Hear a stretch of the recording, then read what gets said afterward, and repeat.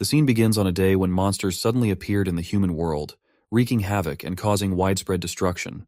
A broadcast provided live updates via helicopter, when suddenly, a colossal, rock-like structure emerged from the ground. This towering edifice was known as the Tutorial Tower. The tower selected a few individuals and drew them inside.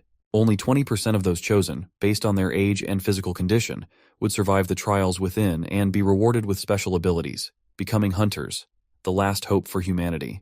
The scene then shifts to 12 years later, after the tutorial tower had been cleared for the first time. A young hunter emerged from the tower, greeted as a hero by the public and supported by nations worldwide. Hunters formed associations and guilds to collaborate and assist each other in their operations. The scene transitions to a broadcast where an anchor named Lee introduces some guests for the program. They gather and share information related to the hunters, providing updates and insights to the audience. She welcomed the 3 top guild leaders of South Korea, Han, Seoi Lee, and Kim. The show was extremely popular and garnered widespread attention. Lee mentioned rumors about an advanced player who had been living in the tutorial tower, and she asked if the guild leaders were familiar with this player. Han responded that it seemed the player was still alive and well. Seoi Lee explained that everyone knew about him since they had all been together when they were first taken to the tutorial tower as the first generation of hunters. Lee was astonished to hear that a player had been in the tower for 12 years. Kim revealed that the advanced player had been cursed, which had sent him back to the first floor after clearing the dungeon. Lee then understood the implications. She noted that the tower was known as a place where hunters trained to clear dungeons and gain special abilities.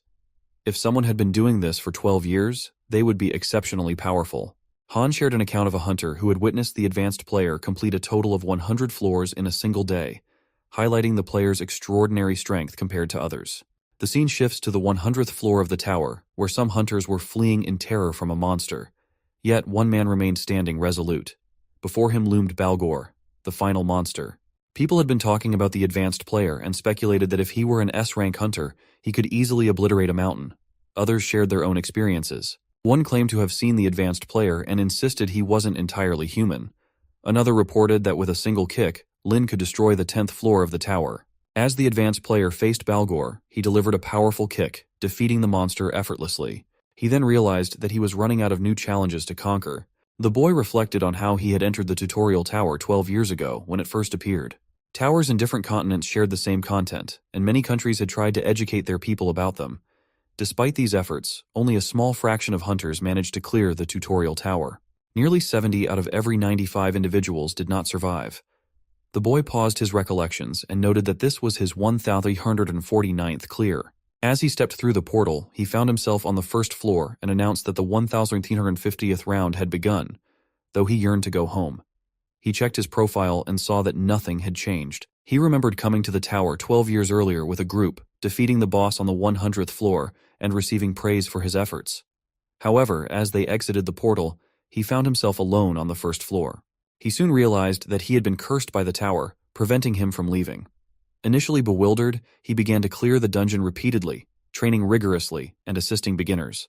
Despite his efforts, he could not endure hearing about the outside world. With no other choice, he dedicated himself to clearing the tower over and over again.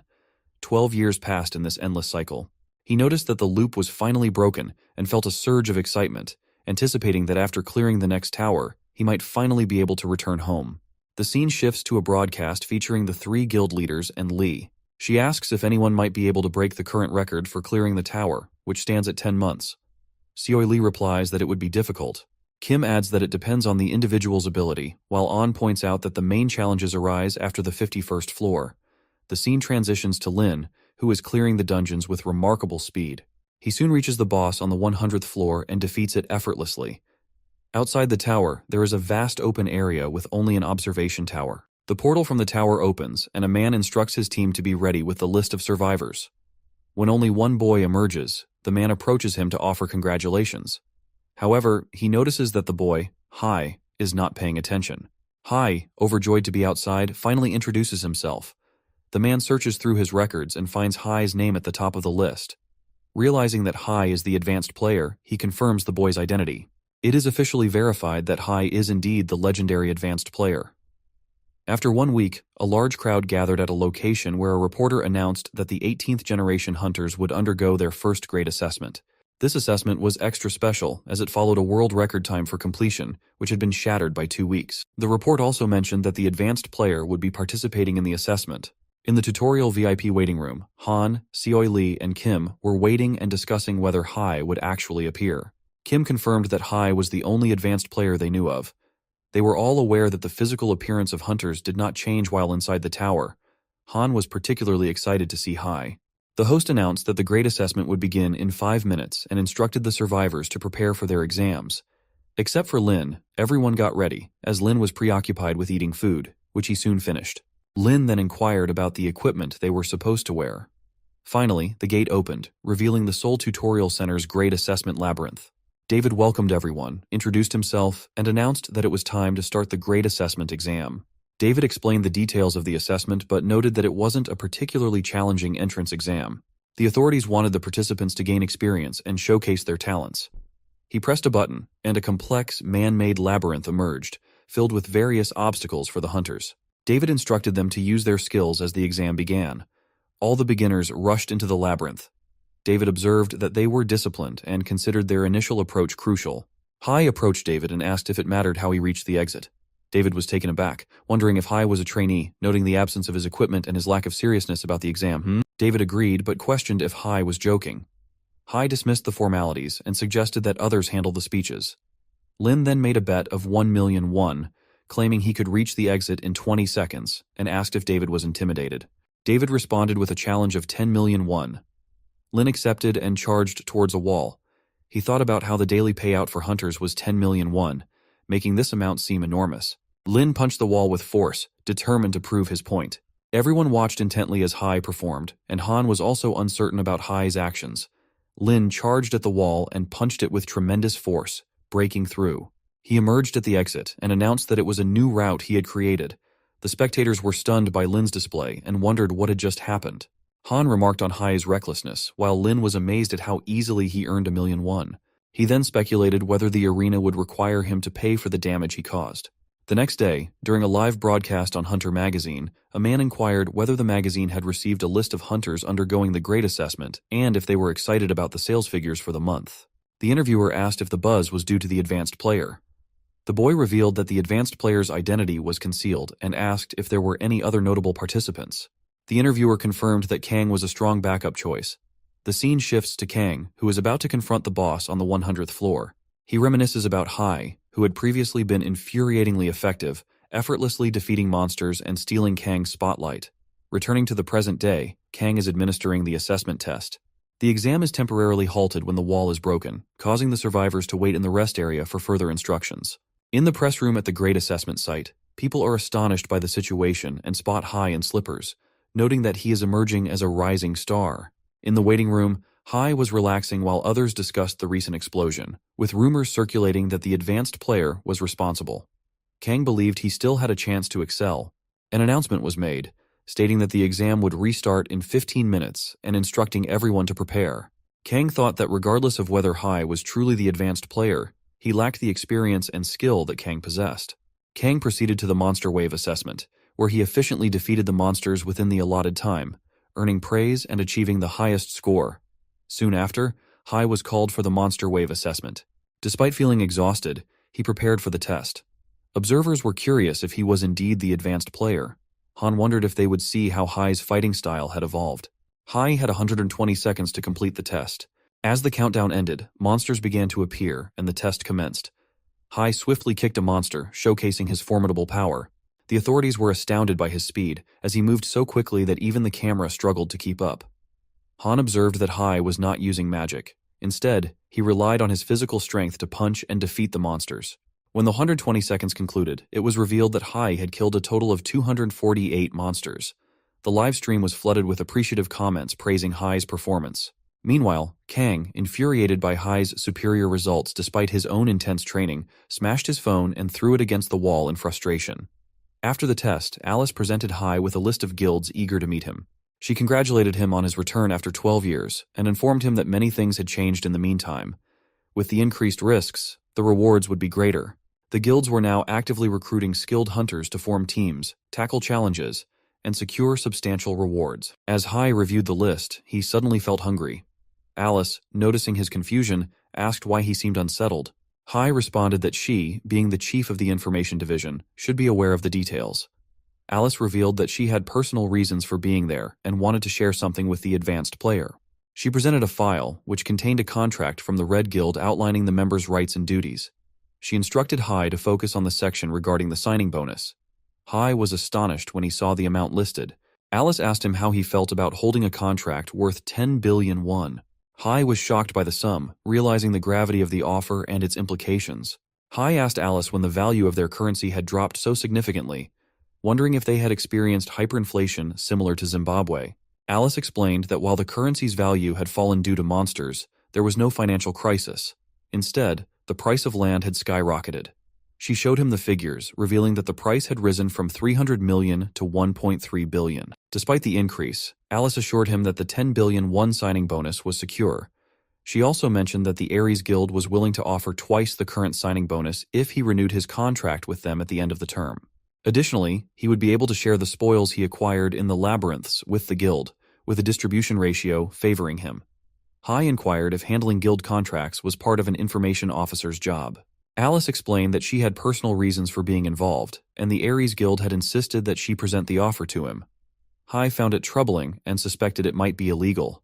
He stated firmly that he had no intention of signing with any guild. Alice seemed surprised, thinking he was joking, but Hai reiterated his seriousness.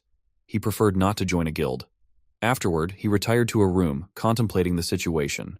He suspected that the enormous offers were driven by ulterior motives and was wary of the intentions behind such lucrative proposals. Hai decided to rest and reflected on his departure from the tower. Alice asked him once more if he was truly uninterested in joining a guild.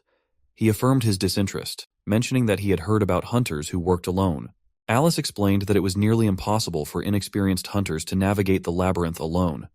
She advised him to reach out if he ever changed his mind, reminding him that she had already given him her contact card. Hai resolved to learn more about mercenary hunters and reviewed a list of guilds and their leaders, noticing that some of his friends' names were included. 5 days later, Hai was at a Japanese restaurant with his friends, marveling at how much they had changed. Han repeatedly asked how many times Hai would ask about their past. Hai reminisced about their time together 12 years ago, recalling a particular incident where Kim had hidden behind him. As they enjoyed their meal, Hai expressed his joy at reconnecting with them and wondered how he had survived in the tower without such delicious food. They reminisced about their past adventures, including their battle with a merman on the 70th floor. Han shared that he had been skeptical about the urban legends claiming Hai had escaped the tower. Hai was curious about these legends. Lee revealed that Hai had become a celebrity, and Kim added that they had seen Hai's exploits on TV. They mentioned infamous moments, such as Hai defeating a boss with a bizarre dance, and inquired about what Hai had been up to during his time in the tower. Hai explains that he only wanted to see if he could defeat the boss through dancing and find a way to escape from the tower. Han, having observed Hai's performance in the assessment test, realizes just how strong Hai truly is, confirming the stories he had heard. Lin advises him to try and get stuck in the tower and assures him that they will explore every possible option. He reflects on whether his student will be all right and reveals that he once helped a hunter whose generation he did not know. At that time, he was fixated on the idea of martial arts, so he trained the boy in that discipline. As Han wonders about the martial art, Hai explains that he believed he might escape the tower using it. Hai then recounts how he trained the boy and asks his friends about the changes in the outside world over the past 12 years. After their conversation, Hai returns to his room to rest and notices he has received no new messages. He is surprised to see that his age is now displayed as 24 instead of 36. Determined to improve his situation, he decides to earn money and live a decent life. Noting that the endless loop option has been removed, he discovers that he now needs to defeat 3 dungeon bosses to meet the minimum requirements. A guard knocked on the door and informed Hai that representatives from the Ares Guild had arrived to discuss a contract. Hai replied that he wasn't interested. The guard hesitated, suggesting that Hai come out to speak with them directly. Lin sensed that the representatives wouldn't stop coming until Hai agreed. The guard mentioned that they were waiting in the lounge on the first floor. When Lin arrived and directly refused the contract, he found that the representative was Kang, the manager of the Ares Guild. Kang questioned whether Hai could make progress as a true hunter and attempted to intimidate him. Hai responded rudely, which only fueled Kang's anger. A second man intervened, calming Kang and advising Hai not to be foolish, suggesting that Hai didn't fully understand the Ares Guild. Hai remarked that the Ares Guild was a corrupt organization. He recalled a conversation with his friends where he learned about dungeon admission tickets. Kim had revealed that the Ares Guild monopolized 66% of all the country's dungeons. Lee added that A-rank dungeons were ideal for farming, while D-rank dungeons were meant for beginners. She had heard that Ares Guild was financially powerful, with substantial resources. They either had to purchase the expensive admission tickets or become Ares members, who were forced into choosing between these two options. As Hai finished recounting this, Kang, frustrated, slammed his hand on the table, breaking it. The other man warned Hai not to think he could simply run away from them, reminding him that they had their own operatives. He advised Hai to be cautious regarding the offer. Kang told Hai that he didn't seem to fully grasp the situation, questioning how he thought he could stand against an A-rank hunter like him. Hai calmly took off his slipper and invited Kang to come at him. Enraged, Kang attempted to attack, but Hai struck him in the face with the slipper, sending him crashing into the wall. Kang was visibly shocked. Kang recalled watching Hai fight during the monster wave and was puzzled by Hai's reaction to the lady Kang had sent.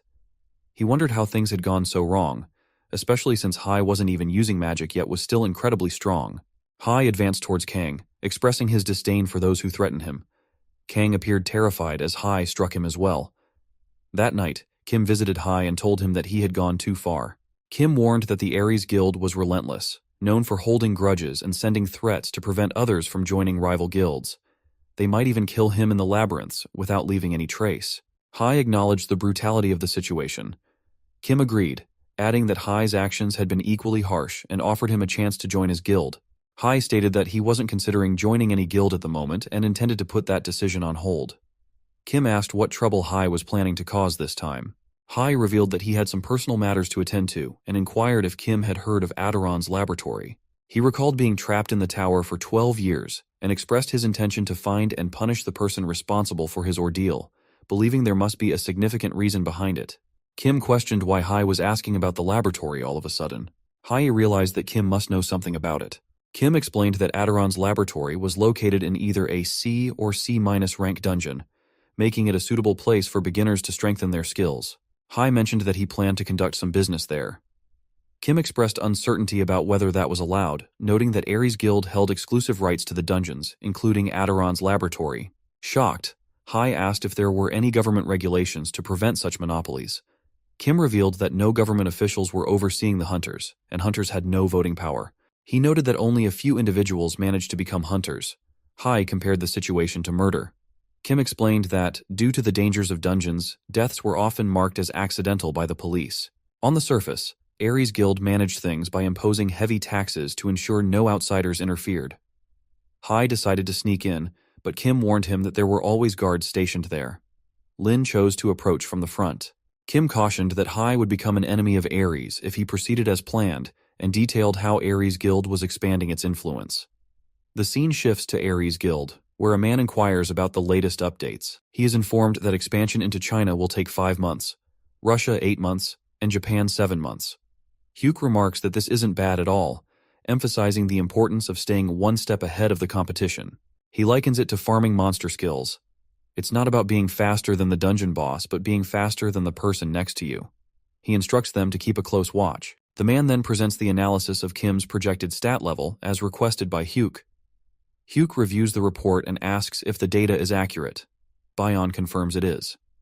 Hugh then inquires if they have recruited the boy. Bayon replies that Kang approached him, but the boy declined. Hugh speculates that recruiting him could be profitable but also risky, as the boy might be dissatisfied and come after his position. He describes the situation as a poison apple, appearing appealing but fraught with potential problems. After this discussion, Bayon leaves, and a boy arrives with a problem concerning Adoran's laboratory. The scene shifts to Cheonbo Mountain in Uijeongbu, where a girl is being denied entry until she purchases a dungeon admission ticket. She protests, stating there are no other places to hunt. The man suggested that the girl could enter the labyrinth for free, where she would encounter low-rank monsters. A second man warned her that she might get killed there. The first man pointed out that she neither had the skills nor the money, yet she still wanted to take the easy route.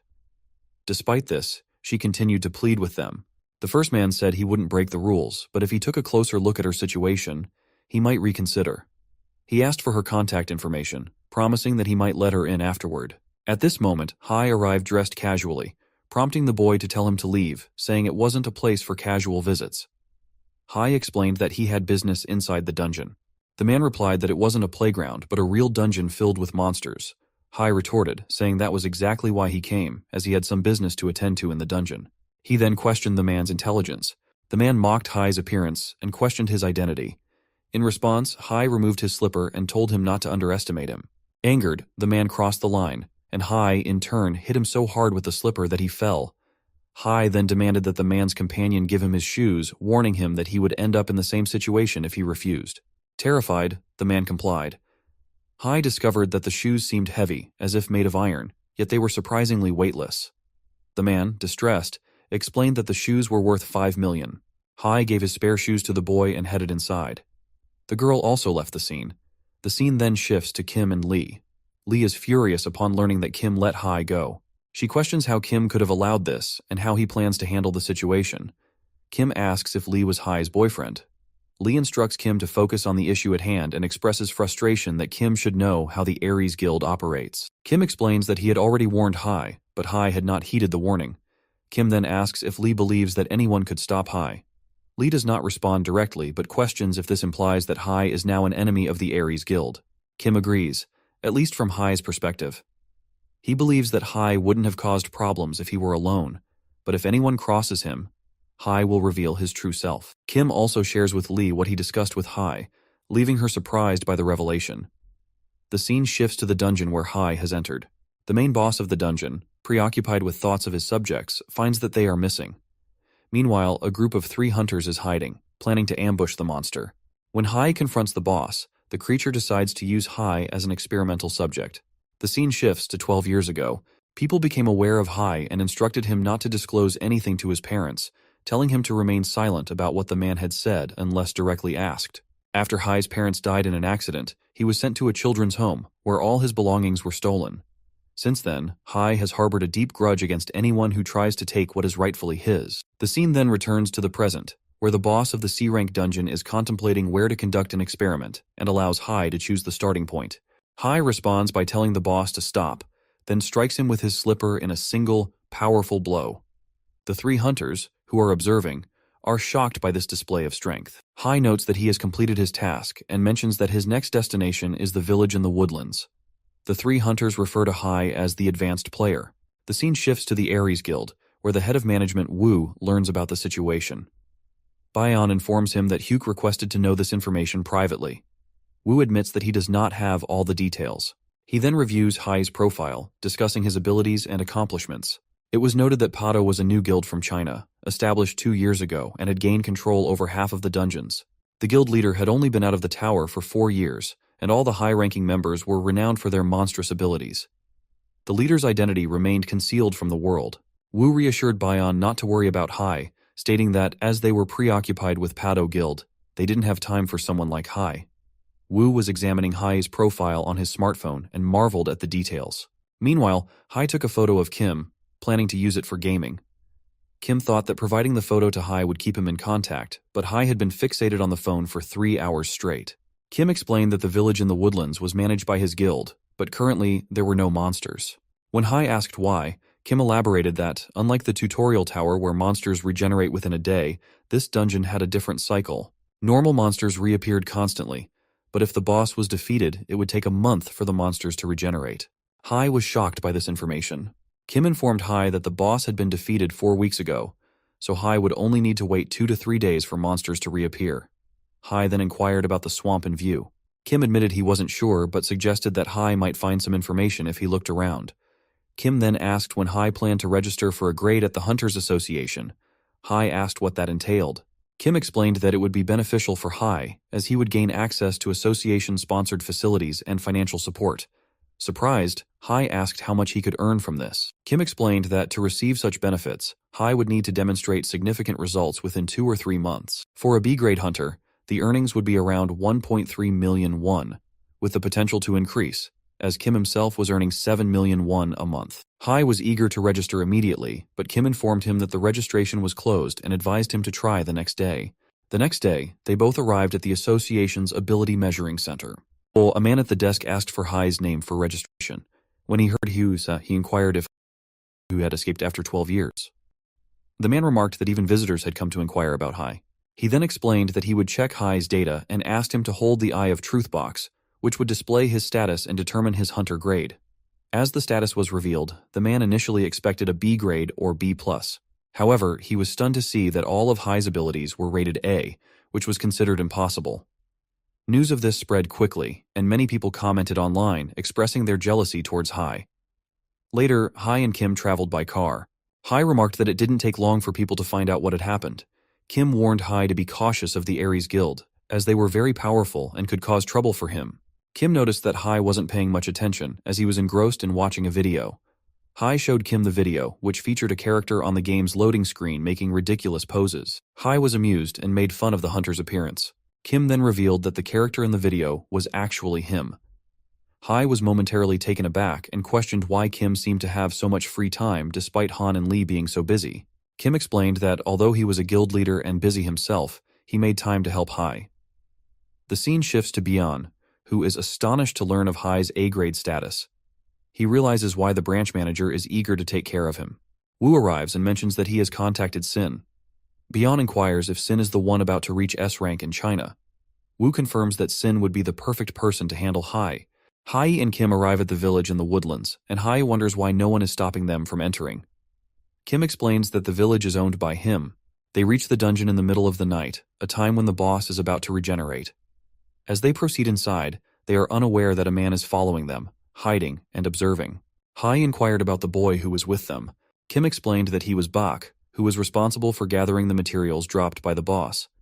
These materials, which were sold for real money, were currently worth between 20 to 35 million won. Kim noted that he understood Hai wouldn't get all of that amount. Bak then asked if Hai had found the film. Hai told him not to worry about it and asked what benefits he would receive.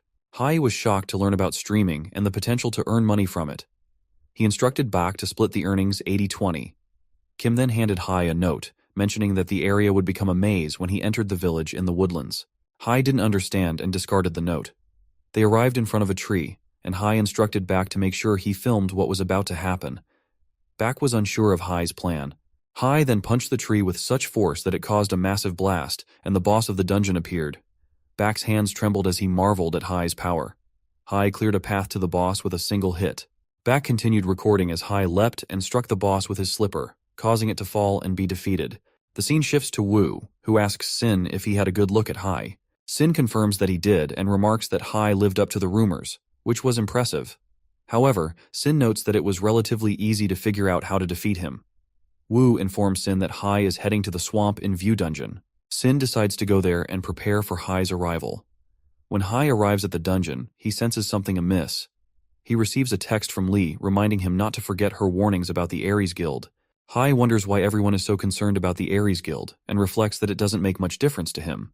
Hai recalls his conversation with Lee, where she asked what he planned to do and whether he intended to confront the Aries Guild. She noted that, based on his abilities as described by Kim, she needn't worry too much and had also seen the video. She advised him to avoid crossing paths with Aries members and to exit the dungeon as soon as possible. Lee then briefed him about the dungeon itself. As Hai dismisses these thoughts, he encounters a man who becomes enraged at his presence. Hai remarks that they are quite boring. They were rude to him initially, but once beaten, they only scream their guild's name in fear. Angered, the man charges at Hai but is quickly defeated. Hai enters the dungeon and faces the boss, a mega alligator. He remembers Lee's warning that the mega alligator could be sold for a substantial amount of money. Hai strikes the alligator with such force that it begins to flee. He grabs its tail, swings it around, and throws it into a rock. Despite this, the alligator is not defeated and charges at Hai again. Sin watches the confrontation from a distance. As Hai prepares to finish the battle, he realizes his legs are suddenly bound by chains. Hai barely managed to dodge the attack and caused the alligator to fall into the water. He wondered about the mysterious chain that had bound him. Sin appeared and explained that it was a magic chain, specifically designed to be effective against him. Sin asked who had sent him and remarked that he was surprised to see Hai revolving the alligator and defeating the twin-headed ogre boss with a single hit.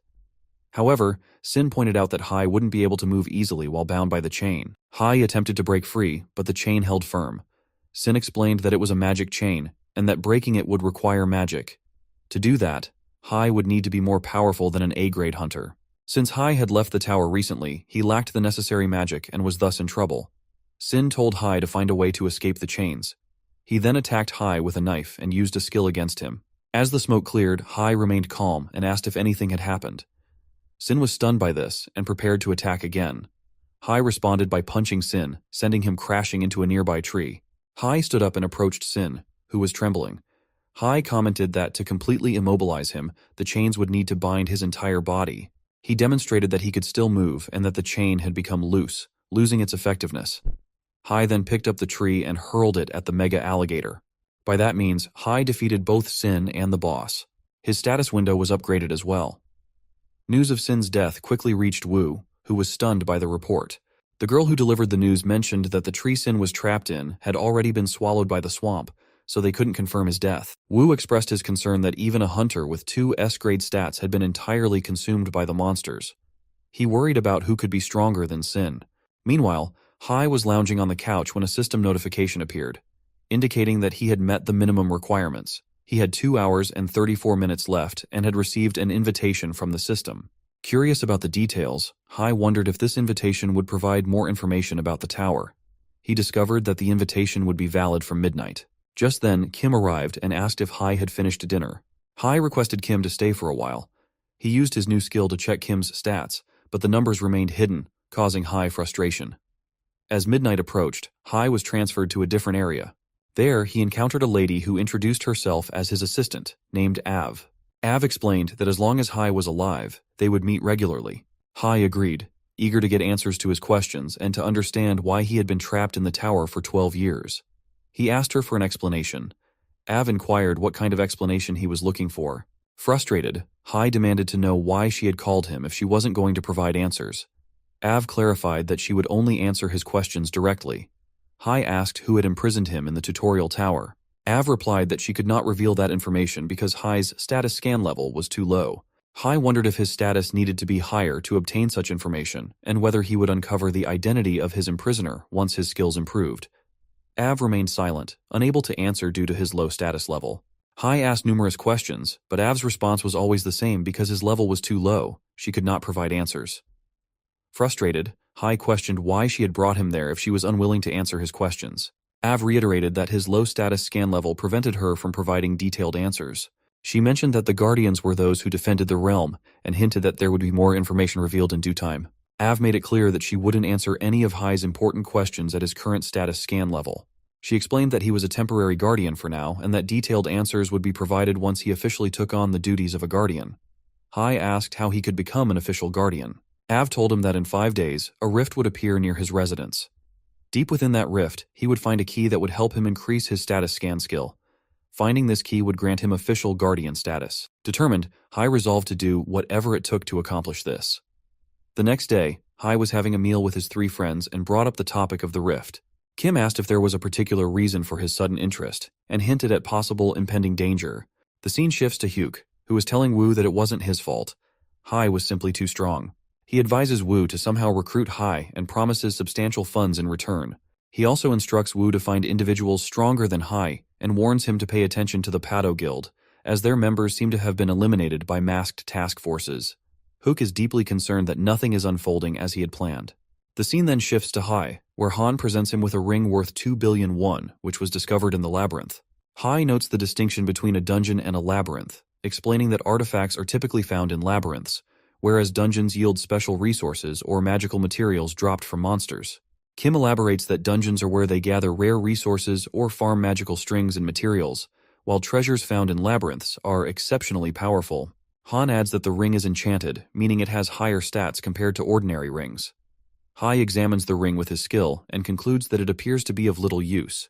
Determined to understand more, he decides to visit the labyrinth himself. Hai hands the ring back to Han, asking if it's truly worth 2 billion won. Following this, Hai decides to order everything on the menu, which shocks the other 3. Han, however, encourages him to eat as much as he wants. Hai then inquires about the rift. The group explains that a rift is a tear in the ground from which numerous monsters continuously emerge. Lee adds that in China, such rifts are referred to as Hell's Gates. Hai dismisses it as no big deal and asks if they have considered what might happen if a rift appeared in their country. The group ponders the question, with Kim suggesting that they could handle C-rank rifts or lower. Lee mentions that while some Korean guilds are prepared to fight, Ares would respond only half-heartedly. Hai advises them to rest for 4 days, sensing that something significant is about to happen. The scene shifts to an airport a few days later. where people begin to feel the ground shaking and wonder if it's an earthquake. Suddenly, a powerful blast disrupts the crowd, and ominous sounds emanate from within the ground. The scene shifts to a dark, ominous area where a man discusses the awakening of something powerful. The head figure, with a tone of challenge, remarks on how capable Hai might prove to be. The scene transitions back to the city, where a rift has opened, unleashing a torrent of monsters that are wreaking havoc. The broadcaster provides updates, warning that the situation is worsening and advising people to evacuate the area. Hunters engage in battle with the monsters but appear increasingly fearful. As a monster attacks one of the hunters, his superior intervenes to protect him, realizing that backup is urgently needed. Despite their efforts, the monsters keep pouring in. The superior spots a particularly massive and strange skeletal monster, and the entire town grows anxious. They face of this overwhelming threat. Amid the chaos, a boy is struck by the skeletal monster and thrown into a car, while the monster closes in on him. With a calm determination, Hai arrives and decisively destroys the skeletal monster's head. Witnesses are left in awe, wondering if Hai could be the advanced player they had heard about. Hai realizes he has a limited amount of time to find the key, so he must hurry. The other hunters are staring at him in confusion. Hai asks them why they are hesitating when monsters are closing in. The group resumes the battle, and Hai remarks on how revolting the situation is, stating that others will arrive soon and that he should assist them first. Hai takes action by using a giant skeleton as a weapon, hurling it at the monsters to kill them. The man leading the group is relieved to see Hai's involvement, believing they can hold off the monsters until reinforcements arrive. He advises the others to stay close to Hai, but Hai insists they continue fighting while he moves on. The man directs everyone to hold their ground and keep battling. Exhausted and overwhelmed, the group struggles against the relentless monsters. When a monster attacks the man, Kim arrives just in time to save him, having joined the battle with his guild. A lightning strike then targets a monster, signaling Lee's arrival with her guild. Finally, Han shows up with his guild, much to the man's relief. The group is grateful for the timely assistance. Lee wonders where Hai has gone, and the man explains that Hai has ventured to the center of the rift. With the reinforcements now present, the battle against the monsters resumes. They were all dominating the battle, pushing back the monsters with impressive skill. Hai assessed the situation and determined that things were now under control. He needed to reach the depths of the rift, but he was surprised to find an unexpected way up. Scanning his surroundings, he noticed a car. Hai ripped the doors off the car and, using them as shields, charged forward to clear a path from the monsters and make a descent into the depths. Feeling he was getting closer, Hai leaped and landed amidst the corpses of the monsters. As he surveyed his surroundings, he saw a climber crimson demon approaching him. Sensing that the demon was eager for a fight, Hai prepared to engage. He rushed in to attack, but the crimson demon deftly dodged both of Hai's initial strikes and countered, forcing Hai to fall back. Undeterred, the crimson demon launched a fierce counterattack, closing in on Hai once more. Hai dodges the attack and kicks the monster, causing it to fall, but the Ragnarok demon quickly gets back up and speaks to someone. Hai struggles to understand what was said and charges in for another attack, but the monster catches his hand. Hai notices some crystals glowing in Ragnarok's hand. The demon uses the crystals to strike at Hai, sending him sprawling. Hai realizes that this monster is stronger and more formidable than he anticipated, different from the monsters he faced in the tower. He considers using a long-abandoned skill, reflecting on his past training. He recalls that in the tower, martial artists would often achieve enlightenment through intense spiritual training to overcome their trials. Determined, Hai decides to try this skill once more, hoping it might be his last chance. He had initially tried to emulate others, but eventually forged his own path. Although his early attempts had little effect on the monsters, persistent effort eventually led him to defeat them. With these memories in mind, Hai shakes off the nostalgia and focuses on the present. He prepares himself and rushes to deliver a powerful punch to the Ragnarok demon. Hai is pleased that no one witnessed his special move and is satisfied with defeating the monster. He finally obtains the key and observes a drone descending from Ares, who are monitoring the situation from their office. Hyuk, upon hearing the news, remarks that Hai is classified as an A-grade hunter. Alice confirms this, noting that it was also stated in Hai's documents. Hyuk, frustrated, slams his hand on the table, expressing disbelief at Hai's A-grade status, especially since he hadn't used any magic but was still incredibly powerful. He asks Beyond if the data collection is complete, and Beyond confirms it is. Hyuk insists on finishing the analysis as soon as possible. The next day, at the Hunters Association, a ceremony is underway with Hai, his friends, and other attendees present. Back is streaming the event, and the viewership is high. Everyone is receiving rewards from the association. The man in charge asks Hai if he wants new clothes, but Hai declines, causing the man to become annoyed with his perceived rudeness. Hai, eager to leave, rushes out, further enraging the man. The scene shifts to the Pero Guild's Emperor's castle, where a girl is enjoying a steam bath while watching footage of Hai. She is intrigued by his abilities and asks for his name. A lady informs her about Hai and suggests investigating his history in detail. A man arrives with an update they have taken control of all the main dungeons in the southern region, but conflicts with local guilds occurred during the process. He regrets to inform them that one of their executives has been kidnapped by Ares. The lady expresses disdain for the situation, noting the executive's unfortunate capture and commenting on how pathetic it is. She insists that if they cannot find their way back on their own, they do not deserve their positions. She stresses the need for immediate action, deeming it shameful that they are struggling to capitalize on dungeons within their own territory. She vows to uphold her commitment. The scene shifts back to Hai and his friends. Lee asks if Hai is aware of how famous he has become. Kim chimes in, noting that they shouldn't laugh about it. Hai is surprised to learn that tabloids have been reporting on him continuously for the past 12 hours. Lee comments that Hai should not have left the ceremony so abruptly after receiving his reward, as all the journalists witnessed his departure. Kim adds that Hai left in a tracksuit and slippers, which only drew more attention. Hai tells his friends that he needs to leave for a while as he has a date. They are shocked, realizing that Hai has other social connections.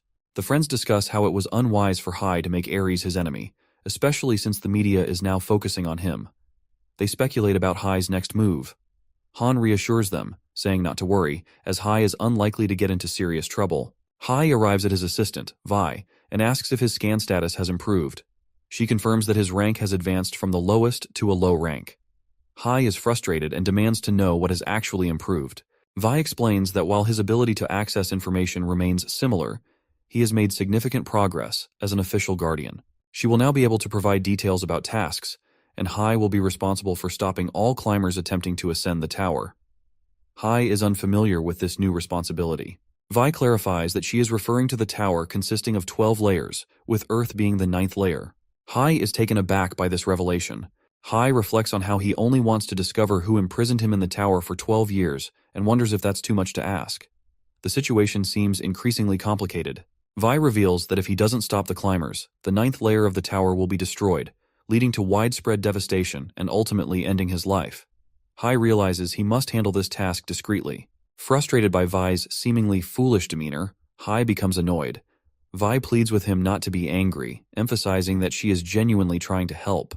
She explains that he will receive rewards that will increase his value in proportion to his contributions, based on the number of climbers he defeats. Hai asks what level of his scan skill is required to find out who imprisoned him in the tower. Vi responds that it needs to be at a high level. He inquires if stopping climbers will increase his skill level and how many he needs to take down. Vi admits she cannot provide an exact number, but reveals that climbers have ranks. Defeating 5 climbers should be sufficient to reach the high access level needed. Hai asks about the rank of the red goblins with horns. Vi guesses they are likely low-rank climbers. After this, Hai returns home and, sitting alone, reflects on the complexity of the tower's stats. He decides not to dwell on it any longer, as it only seems to complicate matters further. His main goal is straightforward: to find the person who imprisoned him in the tower, which means he needs to eliminate climbers. Hai receives a call from Lee. Upon answering, she tells him he's in trouble and advises him to turn on the news. Hai does so and is shocked to see reports that he has killed a member of the Ares Guild. The news segment features a reporter questioning a man who is providing statements about the incident. The scene shifts to Han's home, where Hai and his 3 friends are sitting together, surrounded by the incessant ringing of phones. Lee remarks on Hai's newfound fame, noting that his escape from the tower after 12 years and recent rift clearing have attracted attention from many countries. However, now he is being accused of murder. Hai asks Lee to remain calm and not to worry too much. Her frustration grows as she feels Hai is acting as though he's still inside the tower. Hai, feeling as though he's being scolded by a wife he doesn't have, questions whether Lee has feelings for him. Lee, visibly annoyed but trying to stay composed, denies it. Hai starts to worry about his own safety. Kim shows Hai the call history of a reporter and trending articles, highlighting how Hai is currently in the spotlight. Hai feels a sense of accomplishment, noting that this is his first time being so prominently featured. However, as Kim presents more articles, Hai realizes that many of them are negative. Han suggests turning off the phones to avoid further stress. Hai asks when the press conference will start. Han replies that it will begin in 30 minutes and reveals that reporters have been invited to the event. Lee is surprised by this news. They discuss whether he has a plan for the conference and if he intends to make a dramatic declaration, such as declaring war against the Ares Guild. Hai, feeling disappointed, asks his friends if they really think of him in such a way. The scene then shifts to the Aries Guild, where Hyuk is informed that everything is proceeding smoothly. Woo asks how the others have responded to the situation. The man reports that Hai is scheduled to hold a press conference around 2 p.m. According to experts, it will be challenging for Hai to escape this predicament. Hyuk believes that whoever strikes first will gain the upper hand and feels it is too late to make amends. He intends to stay one step ahead of Hae, seeing Hai's rising popularity as a potential downfall. Hyuk asks if Hai's press conference will be broadcast live. The man confirms this and reveals that he has already sent people to cover the event. Hyuk expresses his appreciation. At Hai's press conference, journalists question him about the allegations that he attacked members of the Aries Guild and what he thinks of the guild. Hai responds that he is unsure how the conference will unfold but will speak his mind. He candidly expresses his negative feelings about the Aries Guild, which shocks everyone present. When asked if he truly killed a member of the Aries Guild, Hai confirms this and expresses his gratitude to those listening, suggesting they should pay attention to what he has to say. Hai displays a phone, explaining that he doesn't understand why Aries is treating him this way. He clarifies that he had no intention of making any deals with Aries and did not expect their response to be so extreme. Hai then plays a recording of a conversation with Sin, showing a moment when Sin had him chained up. The reporters are stunned to hear the threatening words of an assassin sent by Aries. In the recording, Sin ominously predicts Hai's imminent death. Hai stops the playback. A reporter asks where the recording came from. Hai reveals that it was recorded in the swamp where Sin was killed. He explains that he went there to defeat the boss, and the incident has been distorted by the media. Another reporter questions if Hai is being manipulated or seduced by the Aries company. Hai challenges the reporters to prove the authenticity of the recording, noting that fake recordings are easily created. He acknowledges that such questions were expected, and believes that the date and time of the recording will confirm its validity. However, if they persist, he will reveal that the phone belonged to Sin, who had come to kill him. Hai added that since the phone was locked, he didn't know what was inside. However, they would all find out if he handed it over to the police or the security company. He brought it to show that the assassin had been sent by Aries, so Hai had to fight back to save himself. In the midst of this, the alligator appeared, and Sin was killed. This was because Sin had been willing to kill Hai, but was ultimately killed by the alligator. Hai noted that he was aware of what the Aries organization was, but he hadn't expected them to cause such drama. As he ended the conference and stepped outside, news spread, leading people to wonder if Hai was actually in the right and if the Aries Guild was wrong. Beyond became enraged upon hearing the audio recording. Woo told the media that they wouldn't pass up the chance to criticize Aries. Bayon, fuming, decided he wouldn't leave Hai alone. Hai was having dinner with his friends when Kim asked about the recording. Han and Lee were also surprised. Hai revealed that he had made the recording and that the phone was a decoy. When asked if his statements were also false, Hai denied it, explaining that while the phone wasn't Sin's, the recording was real. They were all quite confused, and then Hai revealed that he had taken a phone from Kim's house. Lee mentioned that he might get caught if the phone ended up with the police. Hai reassured him that he wouldn't get caught and that there wasn't much risk. He expected that the Aries company would come to meet him before he submitted the phone to the police or security company. Hai then told them to back off. Lee remarked that it seemed like Hai was worrying for no reason. Hai asked them to just calm down and enjoy the meal. He wondered about the Aries Guild. They might have won many battles, but they wouldn't win against him. Later, as Hai and Kim were leaving, Hai instructed Kim not to follow him and said he would return home directly. As Hai walked through the streets, he noticed some people approaching sooner than he had anticipated. One man informed him that someone was looking for him. Hai made a jest about their attire and remarked that the Aries Guild wanted to meet him. What if he decided not to go? The man replied that they would take him by force. Hai agreed to fight them, and they prepared to attack. Hai grabbed a vegetable from the ground and readied himself. As they charged at him with their equipment, Hai rushed to confront them. Hai defeated all of his attackers except one, who was begging for mercy. Hai demanded to be taken to where the others were waiting. They arrived at an underground bunker where people were discussing Hai. Hai entered with the remaining man and asked if this was the right place. Inside the building, people heard noises from outside and speculated whether Hai had arrived. They realized the sounds were coming from the elevator and warned their men to be cautious. Hai made his entrance by attacking one of the men and remarked that those people must have spent a lot of money to build such a place. They asked who he was, and Hai replied that he was a Grim Reaper, there to send them to the afterlife. The scene shifted to a room where a girl was tied to a chair. Hyuk was interrogating her, explaining that the Pato Guild had abandoned her. He threatened that she would die if she didn't reveal their weaknesses and other information. If she complied, she would be released. When she remained silent, Hugh ordered his men to take her inside and make her wish she were dead. A man suggested that they might end up killing her. Hugh dismissed this, saying no one cared. Just then, Hai burst in by breaking down the door and asked if they were looking for him. He noticed the girl tied to the chair and commented that it was rude to invite him while they were preoccupied with others. Hugh asked how Hai had managed to get in and where Team 1 was. Hai responded that Team 1 was taking a nap in a back alley and that he had no choice but to deal with them himself. A man charged at Hai, but Hai swiftly kicked him, sending him crashing to the ground. Hai remarked that he had come because they had invited him and asked if they wanted to fight or discuss matters. Hugh assessed that Hai was above A grade, and though the people present were also A+, none could touch Hai. After hearing about Hai's rift incident, Hugh had learned that Hai was actually S rank. Hai addressed Hugh, asking whether they wanted to be beaten or to talk. Though angered, Hugh maintained his composure and agreed to talk. He realized he needed to stay calm to better understand Hai's abilities.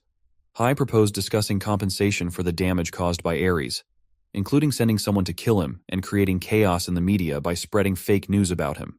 He requested 10 billion won and access to some beginner-level dungeons as compensation. A man slammed his fist on the table in frustration.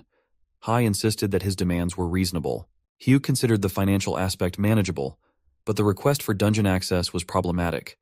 Granting this would deprive Ares of exclusive access to new hunters. Hai then added an additional demand of 500 million won. Hugh remarked that Hai was quite different from what he had expected. He proposed that Hai join them and promised that Hai would receive whatever he wanted. Hugh argued that working together would be more beneficial than being enemies. Hai, however, remained firm on his demands for compensation and added that the girl should be released as well. He threatened the man, who noted Hai's unwavering confidence. Hai stood up, asking whether they had agreed to the compensation or if they wanted to continue the fight. Later, Hai returned to Kim's home with the girl. Kim, shocked, asked about her presence. Hai explained everything to Kim. He had secured the rights to 4 beginner dungeons, 11 billion won, and the girl as compensation. Kim asked how Hugh had agreed to all of this. Hai explained that Hugh knew what the consequences would be if he refused. Kim inquired why Hai had brought the girl with him. Hai replied that he needed her as a hostage and had some private matters to investigate, so Kim didn't need to worry about it. Kim planned to check on the dungeons, noting that some bosses were regenerating. Hai noticed a tattoo on the girl's hand, which reminded him of the mask he had created while he was obsessed with the mantra. He used the status scan and discovered that the girl was named Rin but found nothing particularly unusual. Hai received news that a new climber had started ascending to the 9th floor and was summoned by AV. Upon arriving, AV informed him that a man was approaching. Hai asked her what she needed to know about him and when he would arrive. As AV began to show him the notification, she was struck by the man and cried, blaming Hai for the incident because his status scan had been inadequate. Hai asked AV what the benefit of her information was if she couldn't provide details about it. AV explained that she had invited him to inform him that the climber currently ascending was stronger than previous ones, and Hai needed to be prepared. She emphasized that he had to learn magic as quickly as possible, otherwise he would be in serious trouble. Hai inquired if the climber's rank was high. AV clarified that if a high-ranking climber had arrived, dealing with him using only magic would be difficult. Such an event would be apocalyptic. Without magic, Hai wouldn't even be able to face the mid-rank climber whose arrival was imminent. Hai asked if she knew where the climber would appear and whether there would be a rift like last time. AV wasn't sure about the rift, but climbers were determined by their specific abilities and backgrounds. Hai realized that this was a mid-rank climber and that she hadn't given him direct information. He then asked why she kept provoking him and questioned if her parents had taught her proper manners. AV responded that her parents had died in a car accident when she was young. She apologized for her behavior. Hai reassured her that it was fine and that it didn't bother him anymore. AV felt that Hai wasn't as bad as she had initially thought. At the Ares Guild, Hai and Lee were setting up a magic circle. Hai instructed Lee not to disclose that it was a scam, while Lee assured him that he would be able to feel the magic, though he currently couldn't. Lee warned Hai not to break the circle, as it had cost 5 billion won. Hai remarked that it seemed he didn't have the capacity to learn magic. Lee noted that she hadn't heard of any hunter struggling so hard to learn magic. Just then, Kim arrived, commenting on how worn out they looked and asking if Hai still couldn't use magic after 4 days. Hai asked if Kim was making fun of him. Kim then revealed that Hai had received some mail and inquired if Hai was starting a guild. Lee was shocked by this news. Hai explained that he had some dungeons to test things out. Lee questioned why he had chosen the name Guardian for his guild. Hai replied that it represented protection. He then asked if the girl he had brought was awake yet and discovered she was still unconscious. Frustrated, Hai decided to wait longer, feeling disheartened by his inability to learn magic and uncertain about his next steps. Lee advised Hai to consult Naka, who could unlock his magic abilities. Naka was the leader of a Japanese guild renowned for their natural skills that helped hunters learn magic. Hai checked and realized he would need to travel to Japan for this. Hai sat down on the magic circle and accidentally broke a line, rendering the circle useless. He apologized to Lee, promising to pay for the damage. Lee and others were frustrated and beat him up for his carelessness.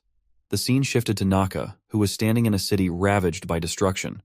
She was being called by people in need of rescue as an attack approached. Naka instructed others to run away and narrowly dodged the attack herself. Her enemy arrived and complimented her on her skillful dodging. Confused, Naka asked who he was. The man introduced himself as the Climber, known as the Devil, though his real name was Cheo. Meanwhile, Hai discovered that a climber had reached the 9th floor in Japan. He asked Kim to arrange a ticket for him to Japan via the airport. As they drove to the airport, Hai thought about the devastation the climber had likely caused and his own inability to learn magic yet. Kim questioned Hai's sudden trip to Japan, noting that he didn't want to bother anyone. Hai replied that something urgent had come up. Kim asked if Hai had a passport. Hai wondered why he would need one and realized he needed to obtain a passport to confront the climber. In the Hunters Association chamber, a man asked Naka how she had survived, given that news had circulated about her death in battle with Cheo.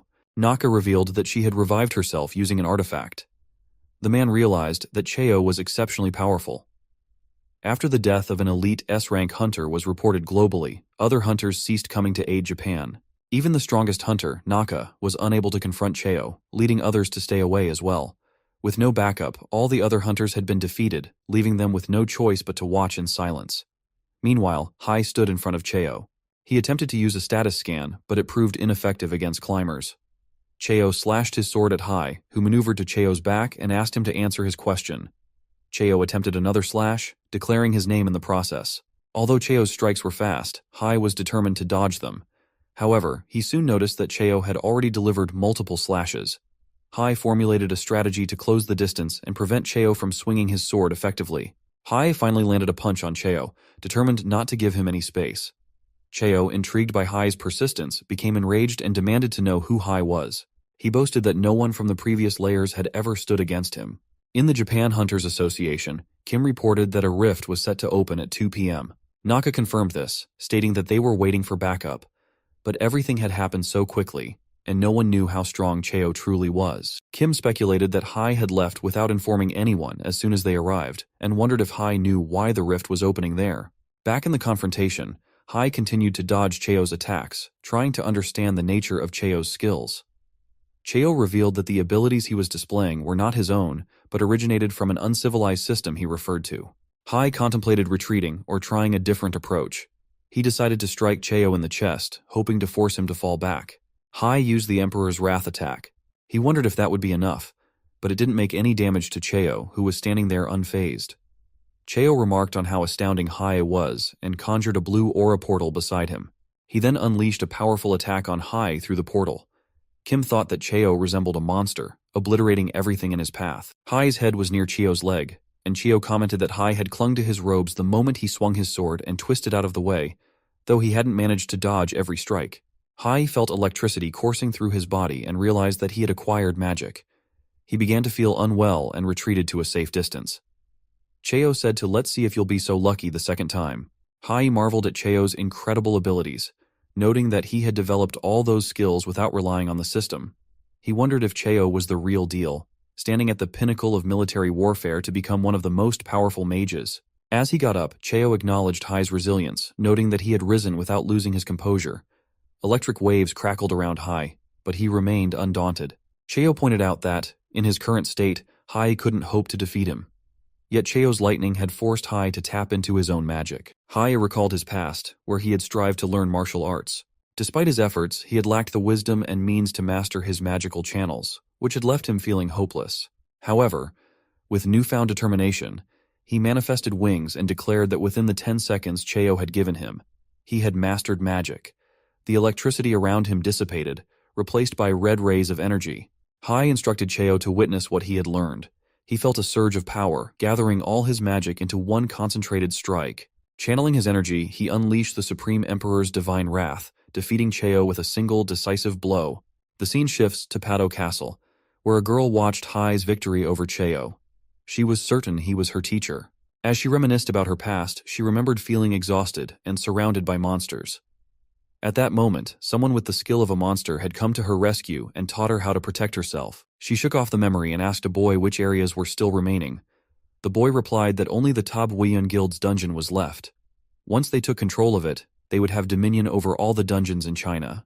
The lady gave him a deadline of 1 month to complete this task. She realized she needed to hurry to meet Hai.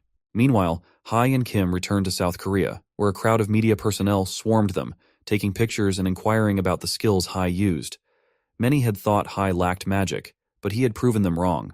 The reporters asked if he was aware of an upcoming rift. Hai requested silence and then instructed the media to direct their questions to Kim. As the reporters gathered around Kim, Hai seized the opportunity to slip away and escape the commotion. Hai arrived home, irritated by the media frenzy, confident that Kim would handle their questions. He noticed Rin was awake and seated himself in a chair. Rin bowed, thanking him for saving her. Hai remembered that she was Rin, an executive at the Pado Guild. He then inquired about the tattoo on her shoulder. Rin explained that it was a symbol of her status as an executive at the Pado Guild, and that their guild leader had told her the tattoo signified their existence beneath the sky. Hai asked her to elaborate. Rin said that the guild leader had personally given her the tattoo and explained its meaning. Hai slammed his hand on the table, stating that it was enough. Rin asked if she had done something wrong, but Hai assured her it wasn't her fault. He questioned whether he had made a mistake in the past, likening it to the nonsensical actions he had taken in the tower. He recalled a time when he was practicing martial arts and tried to remember who was responsible for spreading that tattoo. Hai told Rin that when she returned to the Pado Guild, she should inform them not to seek him out again. A few days later, on a news broadcast, the guest was introduced as Hai, whom the host referred to as a hero. Hai's friends were shocked to see him on TV, wondering how he ended up there. Kim explained that Hai had left abruptly, saying he had something to do, but he hadn't revealed what that was. During the broadcast, Hai announced that he was promoting his newly formed guild and invited beginners to join freely. After the broadcast, Kim took Hai to a place filled with stacks of guild membership applications. Lin asked if Hai really needed to go on TV to recruit members. Hai replied that he didn't know how to contact everyone for advertising. There was a mountain of applications for joining the guild, and Kim promised to help Hai sort through them. Han and Lee were assisting Hai, and Han asked why he was forming a guild despite already having a lot on his plate. Hai explained that he wanted to earn money and believed that raiding dungeons was a lucrative way to do so. With a few dungeons under his belt, he was confident he would make even more money. They had already called many hunters to join. When a knight arrived for consideration, he failed the evaluation. The knight, frustrated, demanded to know why he was rejected and inquired if Hai had read his resume. Hai shouted that he had read it and didn't like what he saw, telling the knight to leave. Many hunters waiting outside observed the rejected knight's strength and speculated about the criteria for acceptance. Hai decided that he would approve only those with kind personalities. He recalled his discussion with Av about the importance of such qualities and how her explanations had clarified things for him. Hai was sitting in front of 3 hunters, assessed their decent personalities, and accepted them into the guild. After that, Hai was traveling with Kim, who asked how long the interviews for hunters would take. Hai replied that he had chosen loyal individuals, and the process would last about an hour and a half. They discussed Hai's selection criteria. Kim mentioned that there were only 5,000 S-rank hunters, and those in the top 200 were particularly notable. Hai was surprised to learn the ranking of his friends and inquired why many S-rank hunters had disappeared. Kim explained that most of them had died. Hai asked how such strong individuals could have perished. Kim revealed that ST+ grade aircraft were responsible. Hai realized how challenging it would be to rise in the ranks and how many would fall. He asked if the labyrinth had become a graveyard for S-rank hunters. Kim explained that while the aircraft posed a severe threat, there were always risks of death or survival. He described various tactics hunters might use, many of which Hai found to be unsavory. Upon reaching the swamp, which now belonged to Hai, he told Kim that he would handle the situation there and return after defeating the boss. Hai opened the door to a room and found 2 boys who looked scared. They remembered what Hai had done the last time he was there. Hai informed them that the dungeon now belonged to him and that he was entering it. One of the boys mentioned that the dungeon had not been completely transferred yet, but the others urged Hai to proceed. As Hai entered, a man greeted him. Hai asked if he was from the Ares Guild. The man replied that while the Ares Guild had sent him, he was not directly associated with them. Soon, a crowd of people gathered. The man then asked Hai if he had heard about a group of hunters known as Pandemonium, who were notorious for killing other hunters. Pandemonium was a notorious group of S-rank hunters, ranked in the top 100, and they instilled fear in everyone. Anyone who became their target would not survive. Hai asked Anya if being on the 52nd floor meant she was a skilled mage. She found it amusing and was surprised that Hai remained calm upon learning about her. Hai told her to stop boasting so much. Annoyed, Anya used mana bind to restrain him. Hai inquired if she was capable of drawing magic circles. Anya retorted that this was not the time for jokes. Hai expressed his dilemma about whether he should kill them all, noting that her lack of patience had made his decision easier. At that moment, 10 people rushed to attack Hai. The scene shifts to Xi'an, China, in the underground city of the Yan Guild, where Cheon was on his knees with his sword. A girl stood in front of him, expressing disappointment as she had expected more from him. Cheon warned her that if he died, his superiors would come, and asked if she was prepared to handle them alone. The girl gave a sarcastic smile as Cheon attacked her. She easily dodged the blow and remarked that it was a technique unworthy of being used on someone like her. She explained that she had no choice but to act quickly, as she wanted to see her master as soon as possible. She then struck Cheon with extreme overlord's might, causing him to fall and die. She reminded herself that she would soon meet her master. The scene shifts to the Jingjin district's Orang Guild, where Lee was astonished to see Hae lifting Anta and stating that he would fix Lee's magic circle. Trembling, Anya agreed to help and asked if Hae would let her go once the job was done. Hae promised that he would, but only after she completed the task. Lee then asked if Anya was the 52nd S-rank hunter, confirming her identity. Lee was shocked to learn that Anta had degraded into a murderer and wondered how such a criminal had ended up there. Hae revealed that the Ares Guild had sent them to kill him. Lee inquired if Pandemonium was involved and was stunned to hear that Hae had survived their attack. Lee was astonished by Hae's stats, which seemed inconsistent with the claim that he had defeated Pandemonium alone. Hae admitted that his stats were indeed unusual. Hae told Lee to make sure Anya was scared, as she would do anything to stay alive. Anya assured him that she would comply. Hae then mentioned that he had a present to deliver and needed to repay a favor, asking Lee to keep an eye on Anya while he was gone. After purchasing some items, Hae arrived at the Ares Guild office. The people there were furious and demanded that he leave. Hae pulled out a hammer and declared that he had come with a present. He warned them not to be surprised if people started reporting after being beaten by what he held in his hand. Hae struck some of the attackers, leaving others terrified. He warned them that if they obstructed his path, they would end up like those he had already defeated. The girl contacted Hyuk, informing him that Hae had arrived with a toy hammer. Hyuk was terrified and puzzled by how Hae had managed to get there. Moments later, Hae burst into Hyuk's office, smashing the door. He then confronted Hyuk, questioning why Hyuk had sent those men to kill him if Hyuk wasn't ready to face the consequences. Hyuk was stunned. Even the Pandemonium Guild couldn't handle Hae. Hae demanded additional compensation, specifying 20 billion won. Hyuk reluctantly agreed, and Hae placed the hammer on Hyuk's desk, stating that no matter how many men Hyuk sent after him, Hyuk needed to be prepared with the compensation. Hae suggested that Hyuk should call a hospital if he wanted to survive any longer. With that, Hae left, leaving Hyuk enraged and determined to find a far more powerful solution to deal with Hae. He came up with the idea of traveling to China to recruit a formidable figure, the 5th S-grade hunter known as the Emperor Dragon.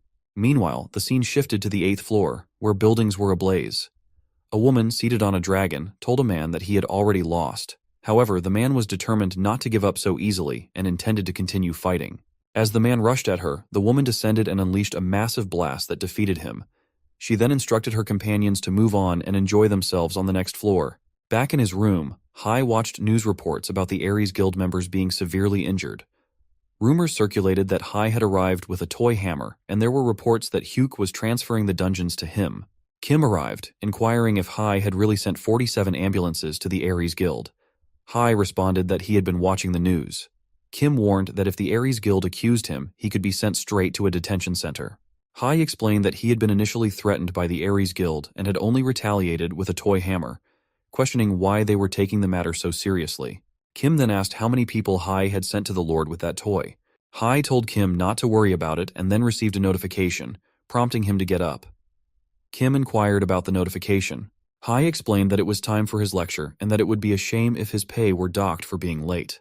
Kim asked if this was the lecture requested by Japan, expressing surprise that Hae was willing to participate, given his usual reluctance. Hae revealed that they were paying him 50 million won for the lecture, and he was more than willing to do anything for that much money. Hai was in a dungeon when he received a notification that a new climber had reached the 9th floor. He was in the middle of his lectures, and when others asked if something was wrong, Hai assured them there was no issue. He then proposed to show them how to capture a boss without any weapons and instructed them to follow him. Afterward, he approached AV and asked why his information authority had not been increased. AV revealed that it hadn't been increased, but a small amount had been accumulated, which was why she provided him with the information. They discussed the new climber on the 9th floor, and Hai inquired if the climber was stronger than Cheo. AV confirmed this, and Hai was pleased, anticipating a more challenging opponent. Later, Hai arrived at the Orang Guild by kicking open the door and asked about the status of the magic circle. Lee, irritated by Hai's forceful entry, asked why he was there. Hai replied that he wanted to check if Anya was performing her duties properly. Anya assured him that she was doing her work correctly. Hai then requested that she also draw a teleportation magic circle. Anya agreed to Hai's request, and Lee was surprised to learn that Anya's unique skill was teleportation. She wondered why Anya hadn't used it to escape. Anya explained that she couldn't activate it with her own mana and needed the magic circle's help, so even if she wanted to run, it wasn't possible. Hai discovered that the climber had reached the 9th floor in Germany. When Lee asked where Hai planned to go with the teleportation, he replied, "Germany." The scene then shifted to Germany, where the guild leader and hunters were confronting the climber. They demanded she surrender if she wanted to live. The climber noted their overconfidence.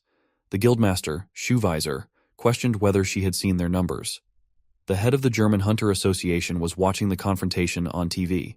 The climber declared that she would not blame them, and then unleashed her dragon, ordering it to attack. Hai, noting the flight time to Germany, urged Anya to expedite the teleportation.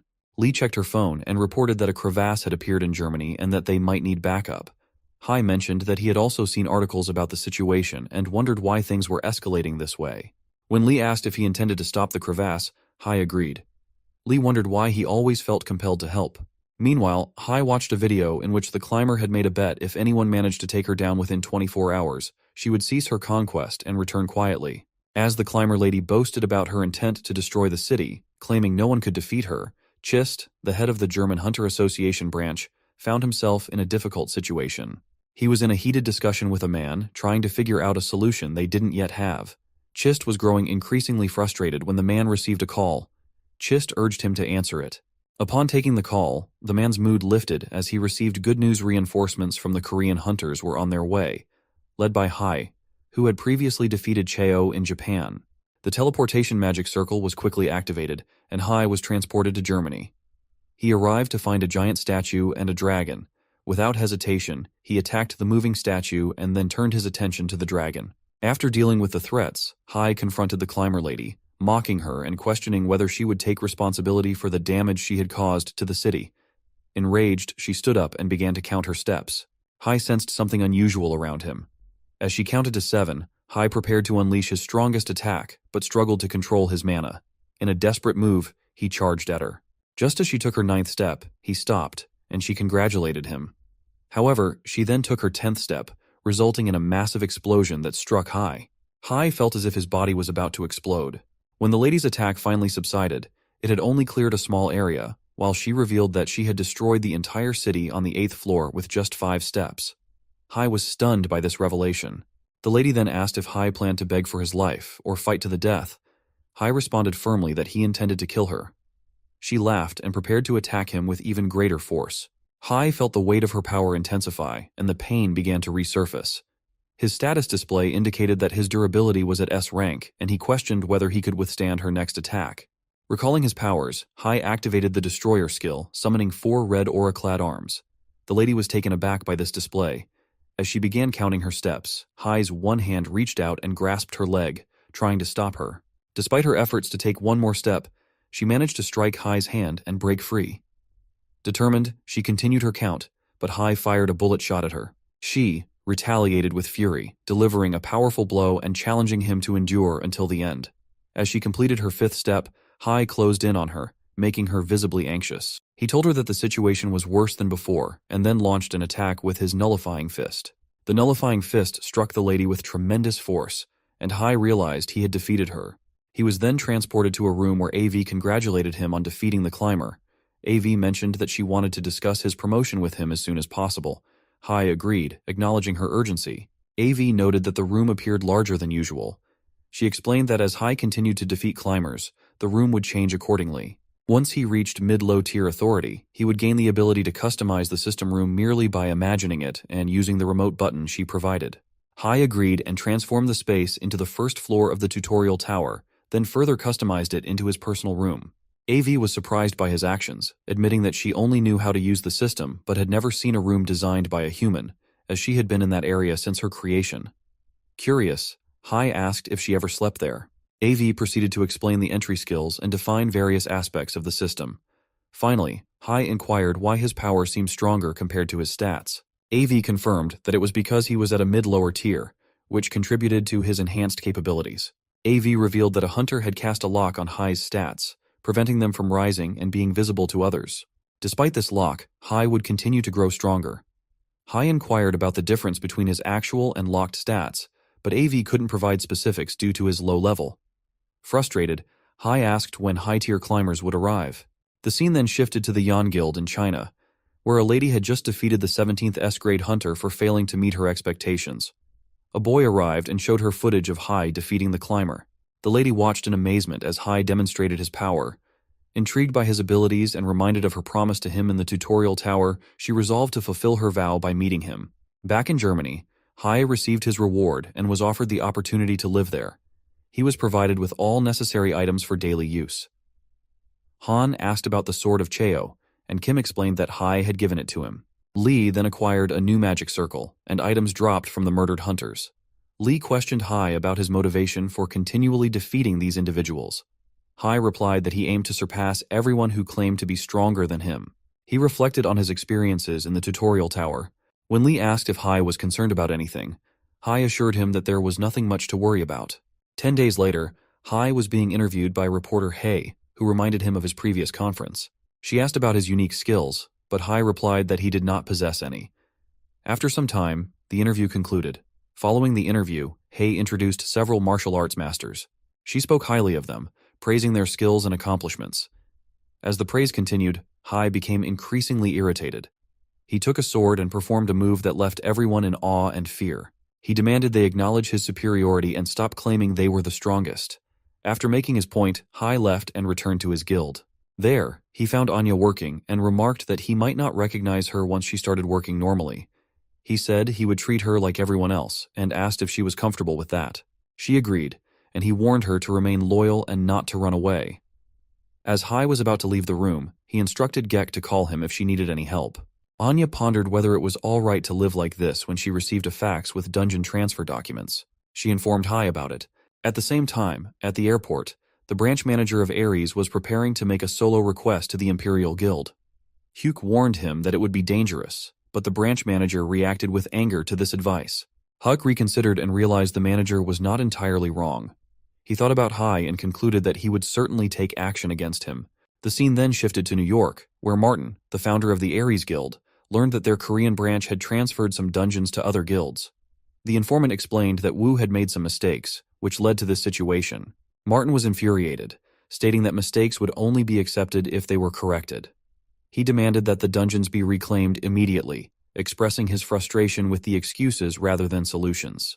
Meanwhile, the Korean branch manager arrived in China to meet with his contact. He was deep in thought about the situation when a man wearing a skull mask approached him, saying that the lady was waiting for him. As Sun entered the room, he saw a girl and introduced himself. The lady asked if he wanted to kill someone. Sun agreed, and she inquired about the name of his target. Trembling with fear, he revealed that the person he wanted dead was Hai, the climber who had defeated the German climber. Sun offered her 20% of the Ares Korean branch and 80 trillion won as compensation. The lady was taken aback and questioned whether he was asking her to kill her master. Enraged, she attacked him. Sun wondered why the Imperial Guildmaster referred to Hai as her master and asked her to explain. The lady revealed that she had met Hai inside the tower. Sun pointed out that if she weren't Korean, it was unlikely Hai would be her master. She questioned why he was so certain. Sun explained the various towers and the requirements to enter and complete them. Furious, she attacked him again, accusing him of confusing her about her master. She then revealed that she had cleansed the Korean tutorial tower, having been compelled by her father to go there. Despite Sun's attempts to convince her that Hai could not be her master, she remained enraged and struck him. The scene shifted to AV's room, where Hai had her watching TV. Afterward, AV requested a PlayStation, having seen people playing it on TV. Hai made the PlayStation appear for her. In gratitude, AV hugged him and said she had something important to share. Later, as Hai was with his 3 friends, he wasn't eating, prompting them to ask why. He recalled AV's words about a climber on the 9th floor, noting that some crevasses hadn't disappeared yet after the climbers had been defeated. Han then asked when Hai planned to go to Germany, mentioning that they wanted to tour the country. Hai responded that Germany was in a state of disarray. Lee explained that the situation would be resolved soon, as mage-class hunters were on their way to repair the damage. The conversation then shifted to an upcoming auction, where Kim explained that guild leaders would place bets on hunters. Hai agreed to attend the auction with his friends. He reminded them of the 2 climbers still on the 9th floor, which motivated him to become stronger. They finally decided to go to the auction in Germany in 3 days. The scene shifted to Wu, who was burning documents. He had been concerned that Sun might have faced trouble at the Imperial Guild with his request, but it seemed something had indeed gone wrong. Suddenly, a hunter arrived to attack Wu, but missed his shot. Wu demanded to know why he was targeted. The hunter replied that Wu already knew the reason. Terrified, Wu attempted to flee, but was ultimately killed by the hunter. Another hunter arrived, found Wu dead, and suggested they leave the area. As they walked away, they discussed Hai. The scene then shifted to the auction, where Hai and his friends had arrived. They advised Hai to remove his jersey, noting that it was inappropriate to wear it in public. Hai argued that it was just clothing and that people wore clothes to cover their bodies. Lee mentioned that there were no S-rank items being auctioned that day. Hai had a crystal in his pocket, which was also an S-rank item. The auction began with an item that sold for 1 billion won. Next, a spear was presented, starting at a price of 3 billion won. Hai decided to step out for a while after learning about the spear, instructing his friends to call him when the auction ended. As Hai stepped outside, someone attacked the guards. When the assailant turned to attack Hai, he managed to dodge the strike. The attacker was quickly joined by others, and they asked if he was Hai. It turned out they were 4 knights, all ranked in the top 30 of the S-rank hunters, assembled to kill him. Hai felt a surge of excitement at the prospect of facing them and exacting his revenge. The scene shifted to Martin, who was concerned that Sun had not been killed. He also pondered the effectiveness of the knights sent to eliminate Hai, viewing it as a test of how well his artifacts performed against Hai. Martin needed to assess their impact and check other related matters. In a certain location, a group of peculiar individuals was discussing the strange events on the 9th floor. The scene shifts to Hai, who had just collected the spoils of war from the auction. They were shocked to find the corpses of hunters outside the auction house. Lin asked Hai if he had learned anything about the assailants. Hai replied that they had all committed suicide, and from the CCTV footage, it was clear that they had cast cognitive implantation magic on themselves. After a brief conversation, Kim left. Hai then took out his belongings to examine what he had and to review all the other items as well. He decided not to leave the Ares Guild. So he went to the Ares Guild and interrogated some people, asking about Sun's whereabouts. When the man didn't know where Sun was, Hai's intimidating presence forced him to reveal that Sun had been missing for 4 days without informing anyone. The man wasn't sure if Sun had gone to China or joined the Imperial Guild. At night, Hai was resting with Kim and inquired about the Imperial Guild. Kim explained that the Imperial Guild had almost monopolized all the dungeons in China, having recently taken control of everything. Kim then explained how the rules for acquiring and ruling over dungeons worked. However, making a contract in China was particularly difficult. The Imperial Guildmaster had restructured the guild to fit perfectly within the new legal framework. Once the laws changed, the Imperial Guild emerged and began expanding its influence. As a result, much of the information about the guild could not be fully trusted, as it was largely based on rumors. Hai reflected on whether he had ever discussed the outside world with his disciple and recalled their conversations. He remembered teaching her how to defend herself and helping her venture outside, while he stayed behind. She had promised him something during that time. He snapped out of his reverie and asked if there was anything else Kim could provide. Kim mentioned that the Imperial Guild was unique, almost like an empire, but that was all he knew, as he hadn't examined the guilds of other countries. Hai decided that he needed to go to China for more specific information. The Imperial Guildmaster reminisced about her time in the tower 4 years ago when she met her master, who had saved her and helped her complete the tower. She felt a surge of happiness knowing she would soon see her master again. The scene shifts to 2 hunters who had killed Sun. They were alarmed to learn that 4 S-grade hunters had been killed by Hai. Concerned for their safety, they decided to remain in their current location for a while longer. They wondered why they had been ordered to kill Sun and were puzzled by Martin's formidable power and apparent lack of weaknesses. As they discussed their situation, they felt the ground shaking and questioned whether it was an earthquake. A man arrived, visibly angry, and demanded to know if they had killed Wu. The hunters explained that they had no choice but to take action, given the circumstances. The next day, the scene shifts to the Ares Guild's B2 training room, where a magic circle was being prepared. Lee asked Hai why he was in such a hurry. Hai reflected on his past, noting that everyone had a dark history. For him, his parents had passed away when he was very young, and he had been sent to the tutorial tower where he was trapped for 12 years. He stopped reminiscing and focused on the present. Lee asked about the magic circle, noting that it seemed to be related to illegal immigration.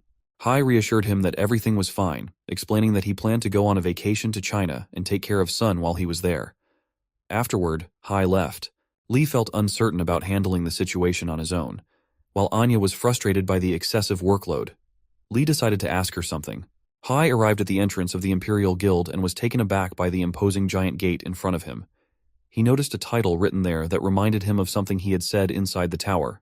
The guards, shocked by his presence, immediately took defensive positions and demanded that Hai reveal his identity. Hai considered destroying everything and killing Sun. He attacked, prompting the guards to call for reinforcements. As Hai fought, he noticed that the skull masks worn by the guards were slightly different from his own, and their techniques differed as well. He recalled a girl he had once taught and attacked fiercely. Suddenly, a woman appeared, calling him Master. Hai tried to remember who she was. Overcome with emotion, she asked if he truly was her master. Hai responded that it had been a while since they last met. The lady, overcome with emotion, recalled everything she had done since leaving the tower, all of which had been in service of her master. She knelt before him, explaining that she had waited a long time for this moment and was finally able to bow in his presence. She led him inside to reveal a throne made of gold, which left him astounded. She urged him to sit, but he questioned why he should. She responded that if he didn't like the throne, she would eliminate those who made it. Still in shock, Hai took his place on the throne. He remembered saving her in the tower and realized that her actions were her way of repaying that debt. He tried to speak but found himself at a loss for words. Checking her profile, he discovered her name was Rio and noted her unwavering loyalty, indicating that she was no ordinary human. Hai asked Rio if she knew where Sun was. Rio escorted him to a room where Sun, badly injured and lying on the floor, was begging for help. Hai roused him, and Sun, upon seeing Hai, was shocked. Apologizing profusely, Sun pleaded for Hai to save him. Rio looked on with visible anger at Sun's condition. Hai asked Sun to answer some questions, starting with details about Germany. The scene shifts to an underground bunker in New York, where people were discussing their plans. A man revealed an SST Plus grade artifact that had never been seen in the world before, showcasing its power. Next, we see the Goguryeo Guild's head office in Korea, where Kim, Lee, and Han were seated. They discussed another expedition into the labyrinth, a decision they had yet to make. Kim felt the need to level up his stats sooner or later, as he felt overshadowed by Hai's presence. The scene then moves to the Imperial Guild, where hunters sent by the Ares Guild had been captured. Hai inquired about their condition, and Sun pleaded for his life. Rio explained the consequences of their escape and described a formidable location where they would be held. Hai instructed that Sun be placed there for 30 days. As Hai prepared to leave, Rio asked if he would lead her. Hai responded that they could discuss that another time, as he needed to deal with the Ares Guild first. Rio ordered her hunters to eliminate any Ares Guild members found in their area. Hai met with Av and presented her with the artifact. She was uncertain about its use, explaining that artifacts could be utilized in various ways depending on their floor of origin and how they were created. Hai inquired about the remaining artifacts. Av mentioned that it was difficult to provide more information, but noted that many had become extinct. She explained that climbers had to destroy entire floors to ascend the tower, and showed him a duplicate artifact made by a climber. Hai speculated whether the Ares Guild was responsible and remembered the lady's comment about 2 climbers being on the 9th floor. He then instructed Av to clean up the mess in the room, made the console disappear, and told her he would bring it back the next time he visited. Av was shocked, insisting that she would not make her room messy and demanded the console be returned. The scene shifts to the Imperial Guild in China, where a man arrived to rescue the 2 hunters and Sun. Rio confronted him, questioning whether he was from the Ares Guild, and, upon confirming this, attacked him in anger. Back in his room, Hai found the 2 hunters waiting for him. He expressed his willingness to meet them and asked why they had come. The 2 hunters attacked Hai, but he dodged their strikes and countered by sending one of them crashing to the ground. As they argued, the second hunter launched an attack, which Hai also repelled. One by one, the hunters came at him, only to be hit by Hai's counterattacks. He then disappeared, surprising one of the hunters with a sudden attack. After a while, Hai appeared more relaxed, which puzzled the hunters. One of them wondered why Hai seemed so calm and took another swing, only to be struck again. The second hunter questioned if the battle was over. Hai appeared behind him, aiming to frighten him. He made the hunter feel as if he were on a roller coaster, implying that the real challenge was about to begin. The next morning, Kim arrived and was shocked by the state of his house. Hai assured him it wasn't his fault. Lee also arrived and was surprised, but they all knew that the Hunter Association would cover the damages. Lee showed a video from outside the building, where Hai was seen defeating the two hunters who had invaded. The public response to the video was largely positive. Kim displayed his phone, which was flooded with messages and calls from unknown numbers. He was frustrated, noting that he had only changed his number a month ago. Hai advised Kim to stay calm and mentioned that he was going to Lee's guild to use the magic circle. Hai handed over an SST Plus grade artifact and told Kim to take care of everything. Hai discovered that Martin, the guildmaster of the Ares Guild, was the one who wanted to kill him. Anya prepared the magic circle and confirmed that everything was set. Hai informed her that he would be heading to the main branch of the Ares Guild and gave her a phone to pass on to Lee. Hai was transported to a cave and wondered why he had been brought there. Martin greeted him, and Hai immediately recognized him as the guildmaster of the Ares Guild. They began a conversation about the climber, and when Hai checked Martin's stats, he couldn't find any information, confirming that Martin was indeed a climber. Hai expressed his satisfaction at finally confronting Martin. However, Martin revealed that the cave was already a trap designed specifically for Hai. Hai rushed to attack Martin, but Martin used the area's power to block his assault and pushed him back. Chanting a spell, Martin launched a counterattack. Hai realized he couldn't close the distance between them due to the cave's conditions and noticed that Martin had erected a barrier around himself. Determined to break through, Hai used his power to shatter the barrier. As he prepared to attack again, Martin halted Hai's leg and punched him back. Hai found himself unable to draw on his mana. Martin explained that the room was in a state of mana freeze, rendering Hai's magic useless. Martin admitted that he had been observing Hai for some time and had been searching for the guardian of that floor. Martin recounted Hai's earlier battle, remarking on the noise it had generated. He then displayed his S-grade artifacts, intended for use against Hai. As Hai was struck, Martin warned him not to challenge him further. Hai retreated to a distance, but as he charged to attack Martin's barrier, Martin countered and sent him sprawling. Despite the barrier's breach, Martin praised Hai and decided to demonstrate more of his skills. Martin showcased a formidable sword, describing its prestigious nature before attacking Hai, who was unable to move. Martin employed another weapon, causing significant damage to Hai. After delivering a final slash with a farewell, Martin was surprised to see Hai still alive. Hai inquired about the reason for his attempted assassination. Martin revealed that it was to complete the 9th floor and that climbers only sought the throne. As Hai began to emit a blue aura, Martin was taken aback.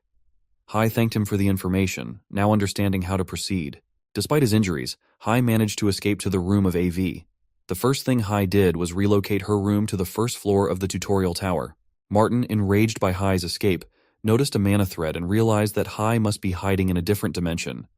Determined to understand how, Martin began investigating. Meanwhile, Hai focused on training and healing himself. AV pondered how beneficial a potion or recovery artifact would be. After completing his training, Hai decided it was time to return. AV suggested devising a good strategy before going back. Hai replied not to worry, as the situation was different this time. Hai returned to face Martin, laughing and apologizing for his earlier departure.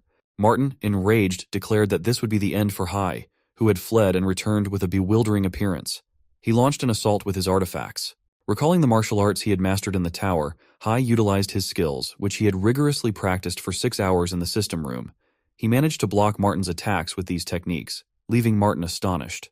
Martin then attacked with his sword, taunting Hai, claiming he wouldn't be able to block with his hands. Despite the challenge, Hai deflected the sword strikes and countered with rapid punches, sending Martin reeling. Martin tried to retaliate, but Hai dodged every strike.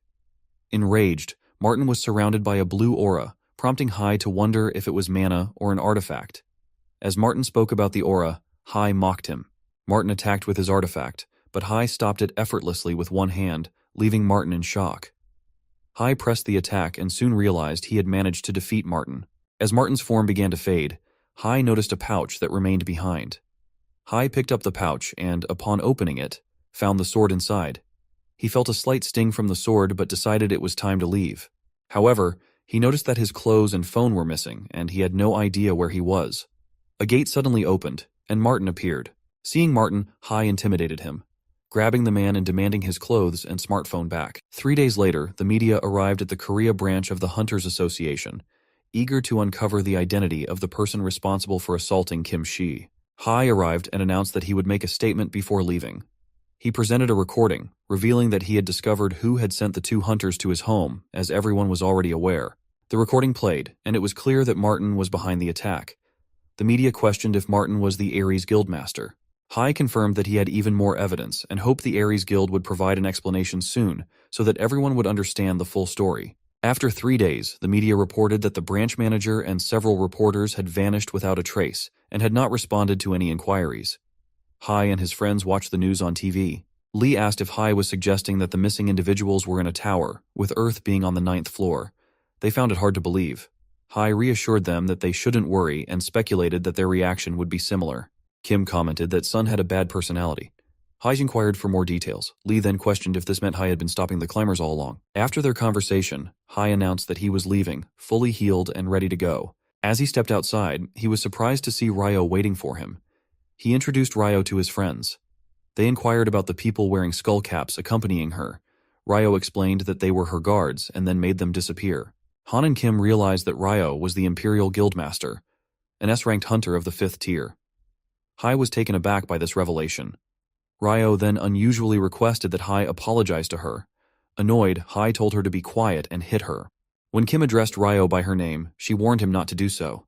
Kim asked about Hai's relationship with her. Hai explained how Ryo had become his disciple, leaving Kim shocked. They continued discussing various matters, and Ryo assured Hai that she would handle the Ares Guild issue. As Hai was about to leave, the Ares Guild sent him a reply. He met with Coward, the co-guildmaster, and demanded all their dungeons and their departure from Korea. Coward was shocked by the request. After some negotiation, Hai agreed to accept 40% of the dungeons, though Coward still hesitated. Finally, Hai left and told Ryo it was time to go home. While Ryo watched, Hai was seen teasing a man in a car, causing the man to become enraged. Ryo then ordered her masked guards to appear. That night, the Imperial Guild guards visited Coward, warning him not to provoke Hai any further, or he risked being killed. Upon returning home, Hai found AV shivering in the cold, as they were situated on the 1st floor of the tutorial tower. Hai suggested she should call him for assistance. AV explained that if Hai entered on his own, she wouldn't call him for 5 days. She mentioned that his stats had improved and provided details about some new skills he had acquired. Afterward, Hai wondered how long it would take to reach a high tier. AV suggested that climbers might have answers to that question. Hai asked if climbers might know more about the tower, and AV confirmed. As Hai prepared to leave, AV requested that he make the PlayStation appear again. He complied, and then departed. Hai and Kim were taken to Gyeonggi-do, Hanam State, where Ryo showed them a newly built house intended for Hai. Kim inspected the house and noted that it was located in a new city. Hai inquired about the cost, and Ryo revealed that it was less than what she had received from him. Hai wondered why she was being so generous. Ryo asked Hai to look inside the house as well. Hai jokingly questioned if she was a pervert, which made Kim angry at Hai for asking. They headed back, and Kim remarked that Ryo seemed like a child. Hai disagreed, noting that she wasn't that much of a child. Hai then inquired if Ryo would return to China. Ryo asked if she was making him uncomfortable, and he agreed to stay there, but requested she not go outside or interfere with his activities. As Ryo left the room, Kim approached and asked if anything was wrong, noting Ryo's thoughtful behavior and her big smile. Hai asked Kim to act as if he hadn't seen anything. Kim then asked when Hai was going to the USA. Hai wondered why, and Kim explained that there was news that Hai had been called by the International Hunters Association for the S-Rank World Ranking evaluation. Hai asked if this meant he would become rich, but Kim clarified that it was an honorable opportunity to be in the top 1%. Hai agreed to go, as he had nothing else planned. A few days later, they arrived in the USA, where Hai was impressed by the vast park belonging to the World Hunter Organization. Ryo asked to be left alone for a while to explore, and Kim introduced Hai to Liam, a member of the Supreme Council. Liam welcomed Hai and then extended his hand to Ryo for a handshake, but she did not reciprocate. Liam asked them to follow him to the evaluation room, where an orb awaited. The orb was used to compare Hai to other hunters who had previously placed their hands on it, determining his rank. Liam asked Hai to place his hand on the orb, and Hai complied. The scene shifts to Lee, who has just finished her work with the hunters of her guild. As she leaves, she feels that she might be overthinking things. She reviews the list of S-rank hunters and wonders if Hai is among them. A few days later, Lee meets with Kim and inquires about his decision to postpone the Labyrinth expedition by 2 weeks. Kim explains that he needs a break. She then asks if Kim is willing to follow Hai. Kim declines, and as Lee is about to leave, Kim asks what kind of gifts a girl might like. The scene then shifts to the Aries Guild, where Coward is frustrated. The share prices of Aries are falling. All the artifacts have disappeared, and the biggest problem is Hai. Just then, the gate opens and Mason arrives. He mentions that he has numerous ties with Martin and has come to help Aries, considering what Martin would think if he returned. Mason instructs Coward to follow his guidance. The scene transitions back to the USA, where Hai is taking his S-rank test. An error is discovered, and Leon wonders what is happening, noting that such a problem has never occurred before. As Kim tried, his rank decreased. Liam noted that such an incident was unprecedented for him. Ryo arrived and suggested moving on, mentioning that Hai was ranked higher than all of them. Hai asked Liam if this situation was a waste of time. Liam asked him to wait, as they were about to hold their reception with a lot of food provided by the association. He was confident that Hai would find his favorite food there as well. After the meal, Hai inquired about a man present at the event. Liam explained that the man was Tank, the third S-rank hunter. Tank's behavior was notably rude, and Hai responded in kind. Kim advised Hai to be cautious, mentioning that Tank had a poor reputation and abused his privileges. Although Tank should have been labeled a murderer, he didn't have any official murder records. Tank continued to be rude to Hai, leading Hai to challenge him to a battle. Tank charged at Hai, but Hai used his power to make Tank stumble. Despite Tank's various attacks, Hai managed to dodge them. Tank managed to land a hit, causing everyone around to start fleeing. However, Hai recovered and surprised Tank. Hai then landed several punches, causing Tank to collapse. Kim commented on Tank's surprising durability, noting that he had withstood Hai's attacks.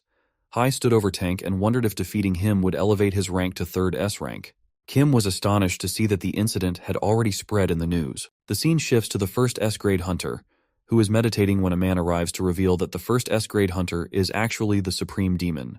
The man explains how this fact has become known to others. The hunter rises, asserting that he has already proven his mastery of both demonic arts and martial arts. He is now preparing to meet his first teacher.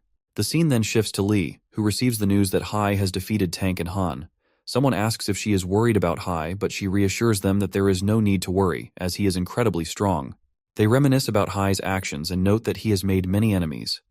Lee then inquires if Kim has become angry with his girlfriend, as he had asked about the gifts.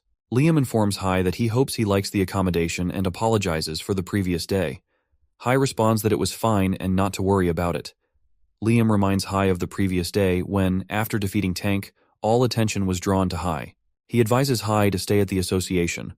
Liam wishes to discuss something further with Hai, and Hai agrees. He leaves Ryo behind and instructs him to wait there. Ryo was left with Kim. Kim thought about her for a moment, then called her and wondered what to discuss. He asked her how she met Hai. Ryo agreed to share the story on one condition. Kim had to tell her what kinds of things Hai liked. When Kim mentioned that Hai liked money, Ryo quickly left. Liam informed Hai that another high-ranking congressman in the association, named Mason, was present. He provided details about Mason and invited Hai to join them. Hai left and headed towards Kim. Upon arrival, he noticed a present and asked Kim if it was meant for someone he knew. Kim told him to ignore it and inquired about his conversation with Liam. Hai explained that Mason had asked him to join, and Kim found it hard to believe that Liam would make such a request. Hai decided to help, but stated that he would avoid politics and only accept rewards, with the ability to teleport at will. He then shared all these details with Kim. The scene shifts to the Aries Guild headquarters, where Mason asks Coward how he is handling those who want to disband the guild. Coward replies that everything is under control, but Mason remains skeptical. Coward reflects on the possibilities and acknowledges that there are still challenges. Mason suggests that Coward might be losing his grip. Coward apologizes, explaining that he has had many responsibilities to manage.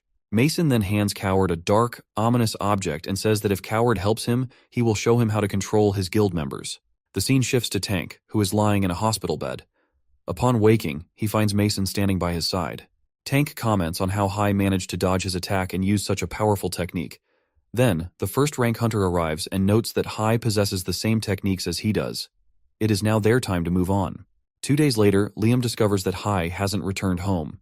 Ethan, the 4th-ranked S-grade hunter, asks Liam if he is still waiting for Hai, suggesting that he should give it a rest. Seeing that Hai is still absent, Ethan concludes that Hai isn't going to show up. Riley, the 7th-ranked S-grade hunter, advises Liam to send Hai an email requesting a proper response. Liam responds that Hai is not like the others, so it's best to let it be.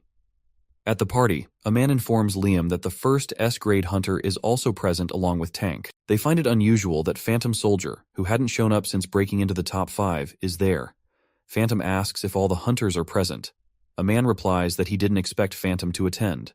In response, Phantom grabs the man's head and blows it off. The scene shifts to the Aaron Guild, where Lee informs Hai that she won't be moving the magic circle to a different location, as the current place belongs to her guild. Hai notes that no one is currently using the space, but Lee reveals that she has restricted access to it. Anya mentions that if the magic circle is moved, she would have to start over from scratch. Hai asks her to take her time and agrees with her conditions. Anya bows in gratitude. Lee then asks if Hai has decided on Liam's request. Hai agrees, noting that the magic circle will make it much easier to travel anywhere. Lee questions whether he plans to use it for vacation and to defeat climbers. Hai responds that it will be easy for him whenever he wants. Hai then asks Anya how much time she will need. Just then, they hear a boy screaming from a private room. It turns out to be the boy they captured earlier. As the boy tries to open the gate to enter the room, Lee slaps him and locks the door again. Hai inquires about the reason for relocking him. Lee explains that she was surprised by his actions. The boy, now crying, agrees to reveal everything he knows. Hai considers this a positive development. The scene shifts to Tank and Phantom, who have wreaked havoc at the party, killing several high-ranking S-grade hunters. As Tank prepares to attack Liam, Ethan intervenes to block the attack. Riley, injured, urges Liam to leave. Liam asks why they are causing such destruction. Phantom replies that their goal is to destroy the entire world. Just then, Hai arrives and demands to know what is happening. Phantom then inquires whether Hai was the one who defeated Tank earlier. Ryo explains to Hai that Phantom is the first S-grade hunter in the world. Phantom reveals that he is glad Hai is present, as he intends to kill Hai to advance his own climbing of the tower. He then launches an attack on Hai. Hai blocks the attack and asks if Phantom is a climber. He realizes that while Phantom is not yet a climber, it won't be long before he becomes one, and killing Hai is part of that process. As Phantom's attack lands, Hai dodges and counters. Phantom demands that Hai show his martial arts skills. He throws Hai against the wall, and as Ryo tries to assist, Tank intervenes. The battle between Hai and Phantom continues. Hai feels as if Phantom is treating him as though he were a climber himself. Determined to fight back, Hai starts charging up his power. Phantom senses and calculates Hai's moves. When Hai unleashes his attack, Phantom blocks it with one hand and then kicks Hai, causing him to fall. Phantom comments that Hai hasn't mastered martial arts completely and asserts that he has spent hundreds of years perfecting his skills. Hai wonders if Phantom is human and checks his stats, which seem low for a first-ranked hunter. Phantom explains that his skills are the result of infinite training time, mastering multiple martial arts disciplines, and temporarily transcending his mortal limitations. He warns Hai that if he insists on clinging to his current techniques, Phantom will show him what real fighting skills are. To demonstrate, Phantom manifests 4 additional arms. Hai attempts to dodge Phantom's relentless attacks, but Phantom manages to land multiple blows. Despite the onslaught, Hai remains standing, admiring Phantom's stamina.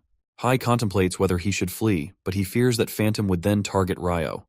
Phantom decides it's time to use his full power and end Hai's suffering. He attacks with immense force, but Hai disappears and reappears next to Phantom, delivering a powerful kick that sends Phantom sprawling. Hai begins to retaliate, landing several hits on Phantom. He observes Phantom closely, channeling as much magic as he can and analyzing how Phantom channels his own magic. Hai finds it relatively easy to discern Phantom's true fighting style. Phantom comments that Hai is merely imitating his actions. Hai acknowledges this, but reflects on his past and tells Phantom that it is now time for him to learn. The scene shifts to Liam, who worries that Ryo will not be able to defeat the high-ranking hunters, who are ranked 3rd and 5th. Tank asks Ryo if she will pick up Hai's dead body if Tank leaves her. Ryo responds that she will witness Hai's condition firsthand, but it seems she won't be able to. She realizes that if she lets them live, they will only hinder Hai. The decision is made to kill Ryo. Angered, Ryo kills the 5th-ranked hunter and displays such a terrifying demeanor that Tank becomes visibly frightened. Outside the building, Hai continues to battle Phantom. Hai manages to bring Phantom crashing to the ground.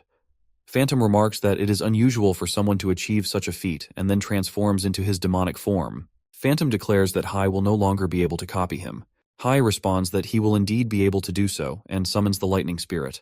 Meanwhile, Ryo overpowers Tank, who asks how she managed to break through his abilities. Ryo replies with a kick, stating that she was referring to martial arts, not special skills.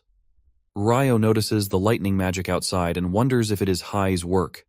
Hai continues his attack on Phantom and begins to feel physical strain. Phantom, unable to believe that he isn't gaining the upper hand, starts to use his dark magic. Hai distances himself and asks Phantom to stop, explaining that it isn't martial arts but rather the manipulation of magic, similar to what Phantom was using earlier. Phantom escalates the battle with his full power, determined to ensure Hai does not survive. Despite the onslaught, Hai survives using his lightning abilities. He prepares to show Phantom some moves as a lesson, having improved his techniques. He challenges Phantom to block his attack and unleashes a lightning counterstrike. Ultimately, Hai defeats Phantom and collapses from exhaustion. Ryo approaches, calling out to him. Hai, though tired, lies there victorious. A robot arrives to observe the scene as well. The scene shifts to a dark area where two individuals are seated, discussing how Hai defeated Phantom and the hidden climber. They reflect on how they had anticipated this outcome but noted that there had been no urgent issues for them to address previously. They acknowledge that evolution is not easy for all living things. The two continue their conversation, elaborating on how Hai eliminated the climber and how the Gundian won't have the opportunity to encounter a high-ranking climber. They mention that the ancient phantasm is currently breaking through the 8th layer. One of them comments that it seems the second man was right and concludes that this could be the end for Hai. The next day at the Guardian Guild, discussions revolve around the fight between Hai and Phantom, as well as the aftermath of the banquet. They review the exact number of hunters who attended the event, how many were killed, injured, or left. The most severely injured will not be able to continue as hunters. A lady mentions that the media is focusing on other aspects of the event. The First Lady inquires if the guild leader has been informed, questioning whether he will respond accordingly. The scene shifts to America, where Hai is admitted to the hospital. Lee inquires about his injuries and expresses her worry about his actions. Hai responds that winning is all that matters to him. Lee then leaves to complete the hospital procedures. Hai finds the after effects of his injuries to be extremely painful. He feels ashamed for having tried to replicate Phantom's techniques without fully understanding them. He recalls a piece of cloth and thinks it might prove useful. After 2 days, he meets with someone, asking if they have the item. She inquires if Phantom left it behind. She checked and told him that he would need to go to the labyrinth to find out more about the cloth. She also informed him of a new skill he had acquired, the ability to read people's minds for 30 seconds, twice a day.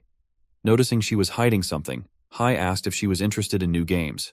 She denied it, and he left. Ryo gave him a strange drink and mentioned that Lee had gone to arrange the magic circle, as she heard Hai would be discharged soon. She also revealed that the media had arrived to speak with him. When Hai finally met with the media, they bombarded him with questions about the banquet. As they crowded around him, Hai pushed some of them aside to create space.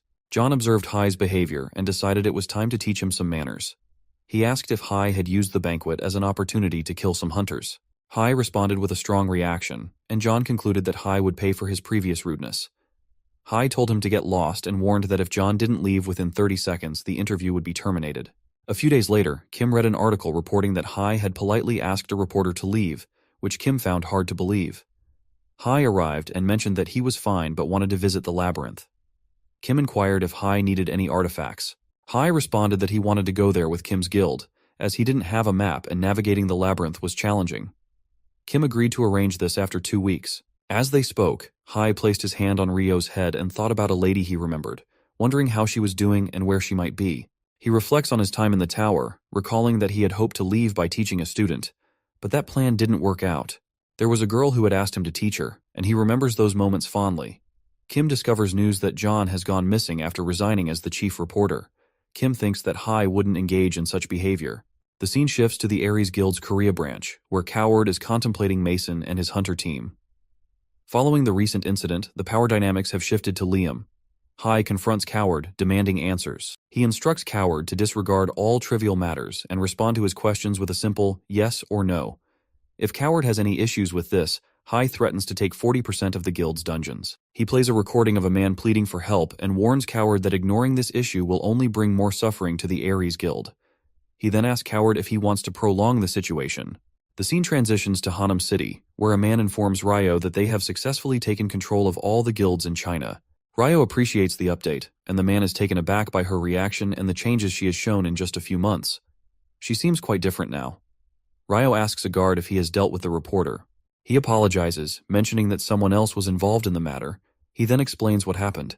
Angered, Ryo demands to know if he discovered who was behind the situation. The guard reveals that he saw a symbol on a table and shows it to Ryo, explaining that it was meant to shift the blame onto them. Ryo orders him to find out who is responsible for that symbol. She then informs the first man that he will also be leaving and she will return when her teacher decides to go to China. Until then, she is leaving everything in the man's hands. The man wonders if she has acknowledged him, but in reality, her thoughts are on Hai. The scene shifts to Kim and Hai, where Lin asks if Hai will be moving into the house built by Ryo and how the negotiations with the Aries Guild went. Hai replies that everything will be settled in 2 weeks and that he has something to do before then. The Aries Guildmaster, Seok, ventures into an A-rank dungeon known as the Cursed Sewers. Zombies are wandering around, and Seok uses his concealment skill to hide, believing he will secure the director's position. Holding a black object in his hand, he searches the ground when Hai suddenly appears. Hae, Seok, and Ryo confront Coward, who is visibly terrified. Hae remarks that it's getting late and Seok pleads with Coward to save him. Hai demands an explanation from Coward. As Coward retreats slightly, Ryo's guards move in to restrain him. Hai's intimidating presence has caused Coward to overreact at a minor injury. Hai tells them to stop and questions how he found out. He then strikes Coward on the head, demanding that he tell everything. Coward reveals that a few days earlier, Mason came to see him. During their conversation, Mason gave something to Coward. Ryo is puzzled as to why Mason would help Coward, especially since Mason has not yet met with Hai. She warns Coward not to lie to them. Coward admits that he found the situation strange and that he had no choice but to follow Mason's orders. The scene shifts to Mason, who is dealing with a man and contemplating how to clear the 9th floor. He reflects on Hai's actions and how Hai alone has caused significant trouble for the Aries Guild. Mason was deep in thought, contemplating many issues, and the results were becoming increasingly apparent. Hai arrived, asking if Mason was satisfied. Mason was shocked to see him there. Hai questioned why AV had said she was merely guessing when she had been correct from the start. He recalled AV's comment that the person involved would be another climber. She had revealed that this climber was closely connected to Phantom. AV advised Hai not to push himself too hard while searching for this person, as his body had not fully recovered. Hai, dismissing these reminders, told Mason that he had been waiting for his body to heal before investigating further and had gathered substantial evidence. When Hai used his stats scan on Mason, he couldn't see Mason's profile but discovered that Mason was also a climber. This revelation prompted Hai to rush at Mason, ready to attack. Hai forces Mason out with a powerful strike, landing several heavy blows. As Hai prepares to attack again, Mason uses his freeze power to halt Hai's advance, leaving Hai momentarily confused. Mason then kicks Hai back, causing him to stumble. Hai, bewildered by the turn of events, watches as Mason opens a book and taunts him, asking if he really thought he could reach this place so easily without Mason's knowledge. Mason reveals his intent to kill Hai himself and introduces the area as his domain, stating that even though Hai is strong, he cannot defeat Mason within this restricted zone. Hai questions whether Mason only uses magic in this restricted area. Mason admits that defeating Hai outside would be impossible, so he deceived Hai to bring him here. Hai inquires about the number of climbers. Mason responds that it won't matter to those who are about to die, though he acknowledges that more climbers are gradually arriving. Hai also asks about the reclimbers. Mason explains that these individuals are referred to as ancient spiritual seat-seekers, and he declares that he has revealed enough as a gesture of mercy. Even though Hai was bound by magic, he managed to move, surprising Mason. Hai used his power to free himself, causing Mason to be taken aback. Mason, undeterred, used his own power to launch another attack at Hai. In response, Hai utilized his abilities to protect himself and then leaped high into the air to strike Mason. The resulting blast was immense, but Hai did not receive a notification about Mason's defeat. He wondered if Mason had escaped. Mason, meanwhile, had retreated to a throne where he sat, reflecting that if he hadn't teleported there, he would have been defeated. Although his body was strained from the effort, he assured himself that he would recover. He had a backup plan in place. Just then, a lady arrived and welcomed Mason. The scene shifts to the International Hunters Association, where Hai is sitting with Liam, playing a recording. As Liam listens, he speculates whether Mason is behind the events described and ponders over it. Liam asks why Hai brought the recording and what he hopes to achieve. Hai explains that he intends to leak the recording to the press, which will benefit both him and Liam. Liam agrees, and Hai stands to leave.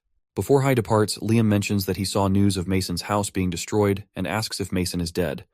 Hai denies it and exits. Meanwhile, Mason informs the lady that he had some work to do, which is why he had to hide for a while as Hai was interfering. The lady then stabs Mason in the chest, expressing her disdain for his ignorance. Mason asks the guards to intervene, but they are under the lady's orders. She tells Mason that he does not truly understand the nature of betrayal.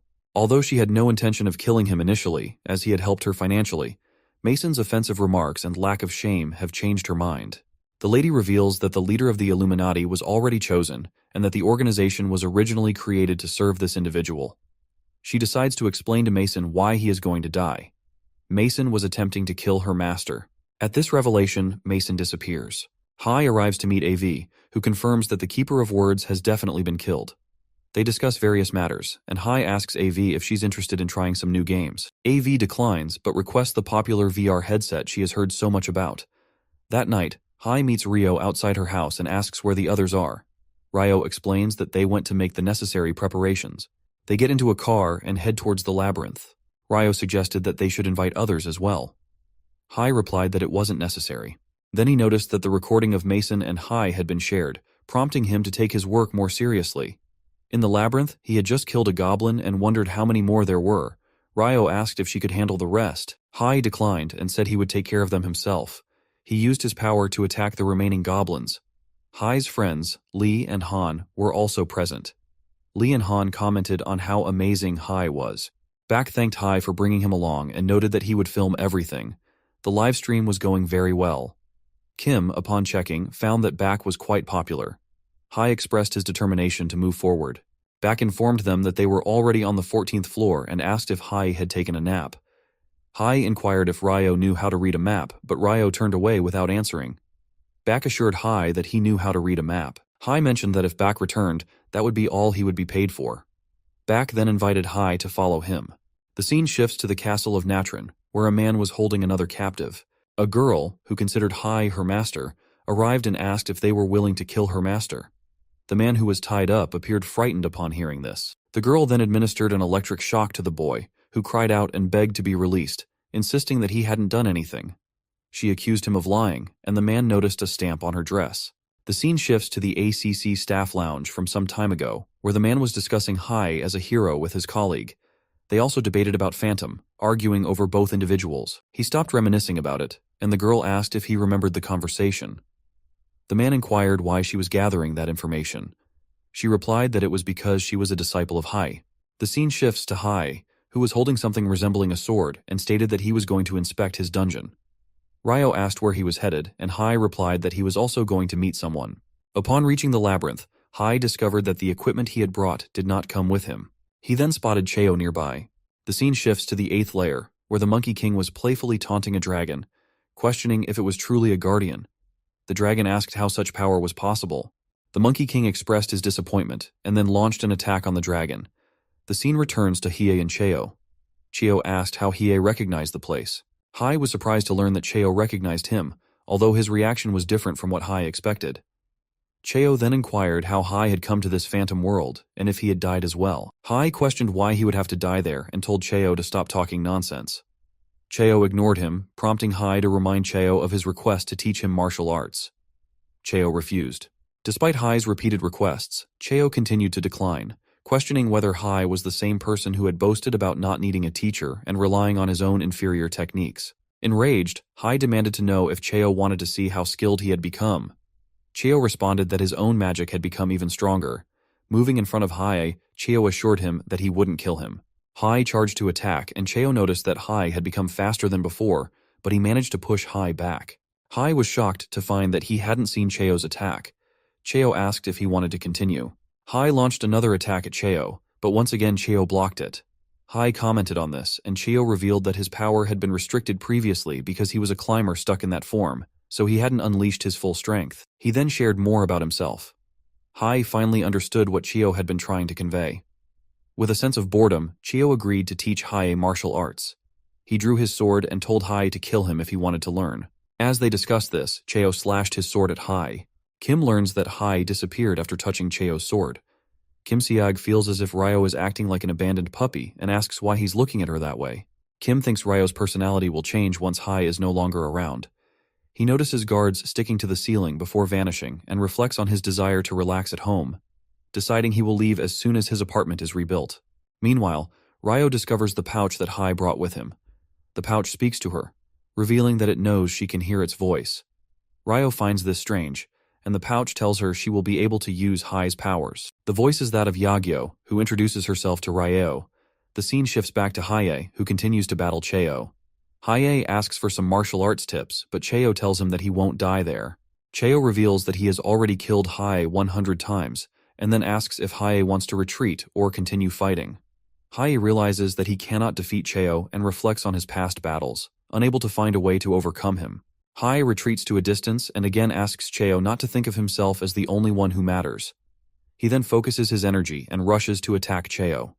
Cheo, finding the situation annoying, slashes his sword at Haie. Haie's wounds regenerate, and Cheo notices that Haie continues to attack immediately upon revival. Although Cheo has killed Haie around 700 times, Haie persists, determined not to give up. As he continues to fight, Haie reflects on his past. Haie continues to fight Cheo and is killed repeatedly. Despite this, he persists, and Cheo reflects on the phantom world where no one dies. Cheo begins to see Haie as more arrogant than he initially thought. Gradually, Cheo kills Haie around 2,000 times. However, Cheo senses a change in Haie, reminiscent of when he became a climber. Finally, on his 2995th attempt, Haie manages to kill Cheo. The scene shifts to the Monkey King, where he meets with the lion. They begin arguing about the dragon. The Monkey King then inquires about the white elephant and the ping.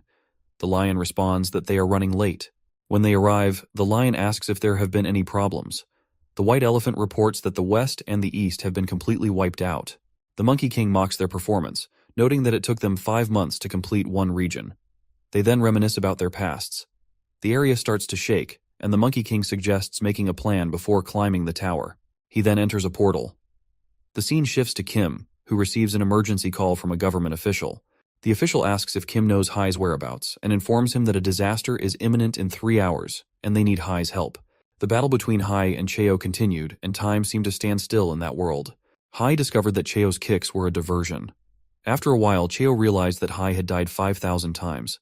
Cheo observed that Haie was about to use his power at a different level. Cheo wondered how a human could endure such relentless deaths without rest. After being killed 3,200 times, Cheo also began using lightning in their battle. As they continued to fight, Cheo reflected on his battles with many people, noting that Haie was unlike anyone he had faced before. Haie seemed incapable of giving up, which began to earn Cheo's respect. Cheo started teaching Haie while they battled, pushing him to his limits. Eventually, Haie reached the final stage of understanding. The scene then shifts to the International Hunter Association, where they are anxiously awaiting a disaster that is expected to strike in just 10 minutes. The situation is predicted to escalate quickly, affecting Korea and several other countries. Liam reports that while Haie is alone, the disaster is occurring in multiple locations, and he inquires about the situation in other countries. Liam was deeply concerned about the situation. Kim informed his friends that Haie was no longer in their world and had been absent for a month. Given the current circumstances, they couldn't afford to wait for Haie any longer. They had to deal with the disaster on their own. He then turned to Ryo and asked her what she planned to do. Haie continued battling Cheo and kept losing. Eventually, he transformed into a monster, having mastered the martial art. Black wings and an orb appeared behind Haie, confirming his newfound power. As Haie prepared to kick Cheo, Cheo closed his eyes, anticipating the attack. However, when he opened them, he found that Haie had not struck. Cheo asked Haie for the reason. Haie replied that a student should not kill their teacher.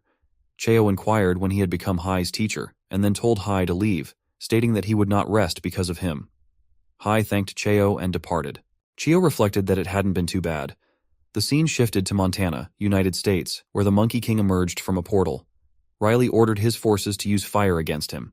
The Monkey King remarked on the grand welcome he was receiving and suggested that his clones would be sufficient to destroy them, but his opinion had changed. Riley instructed his team to get into position as they prepared their plan. The Monkey King passed by Riley, taunting her before launching his attack. The scene then moved to Bangkok, where Peng was destroying the city, commenting on how uncivilized it was. Haie arrived and asked Peng who he was. Peng, enraged, attacked Haie. Haie inquired if Ping was a climber. As Haie assessed the situation, he realized he was in Thailand, but wondered why Ping was there. Meanwhile, in Uijeongbu, Korea, Lee was severely injured. As the lion prepared to attack Han, Ryo intervened to counter him. However, with a single hug, the lion knocked Ryo down as well. Haie approached AV to inquire about the climbers who had appeared around the world. She explained that it had been a long time since any had appeared. Haie asked if 4 climbers had appeared simultaneously. AV denied it, saying it was merely a coincidence. She then provided details about the situation and identified the 4 climbers. Hai asked if anyone was countering the other 3 climbers. He realized that while his initial question about appearing in Thailand was relevant, it wasn't the main issue. Hai inquired if killing one climber would make the others disappear as well. AV confirmed that it would. He then asked where the leader was. AV informed him that the leader was in America. Hai considered traveling to America to confront the leader, but also worried about the situation of his friends. The scene shifted to Korea, where Kim and the others were badly injured. Kim wondered where Hai was and questioned why he was focused on Hai when they needed to handle their own situation. He reflected on their apparent weakness and their inability to deal with the threats themselves. Rio managed to get up and wondered why her martial arts were ineffective against the lion. She remembered Hai's training and questioned if her lack of progress made her weak. She lamented that she had never considered improving herself before. The lion was preparing to attack Rio. The pouch, which was with Rio, offered her help and extended its power to her. However, Rio declined, recalling her teacher's lesson that great power always comes at a great cost. The pouch then asked if Rio was afraid to use that power. Despite her hesitation, Rio accepted the Divine Queen's power from the pouch. With her newfound strength, she managed to force the lion's mouth open wider. The lion, surprised, asked who Rio was. She took a few steps forward, but the lion didn't move a muscle. Meanwhile, Lee, Kim, and Han decided to leave the scene. Rio completed her 10 steps and prepared to attack with her full power. The scene then shifted to Mexico City, where the white elephant was destroying the city. The white elephant was immobilized and heard a voice. Another disciple of Hai approached the white elephant and inquired if she had gone a bit overboard. The white elephant asked what the disciple had done to her. The disciple revealed that she had recently discovered a powerful skill from a book belonging to Mason. The disciple continued, stating that it was merely a simple test and that she had no interest in hearing anything from the monster who had destroyed a city. She thanked the white elephant for the trial. The white elephant, now worried, asked who she was. The disciple revealed herself as a shadow assassin and suggested they test the effectiveness of the Keeper of Words abilities. The scene shifted to Lee, who found herself admitted to a hospital. Shocked by her situation, she inquired why she was there. A man sitting nearby informed her that Kim had brought them to the hospital and then left with his injuries. Lee, still in disbelief, tried to call Kim, but he didn't answer. Kim, feeling disappointed, had no choice but to escape. Just then, someone approached him. The scene then moved to Montana, where the Monkey King sensed something was wrong. He decided to use his 300 clones to clear the 9th layer, reasoning that each clone was stronger than a low-rank climber. However, all of them were destroyed in an instant. Hai arrived and attacked the Monkey King, sending him crashing to the ground. The Monkey King retaliated with his stick and demanded to know who Hai was. Hai mocked him, comparing him to a zookeeper taking care of the zoo animals. Hai discovered that 2 climbers had been defeated. Although he didn't know how they had been defeated, his focus remained on continuing his training. As he prepared to attack the Monkey King struck with his stick, creating a massive blast. Pleased with his attack, the Monkey King was surprised when Hai grabbed his leg and sent him crashing to the ground once more. Hai taunted the Monkey King, questioning if this was the best a high-rank climber could do. The Monkey King retaliated with another attack, but Hai easily dodged it. The Monkey King wondered where Hai had come from and realized that defeating him would not be easy. Hai asked if the Monkey King was scared. In response, the Monkey King unleashed his full-power strike attack. Hai matched the Monkey King's power with his own, causing the Monkey King to feel fear. Liam watched the fight intently. The Monkey King continued attacking Hai, who questioned whether these attacks would be effective.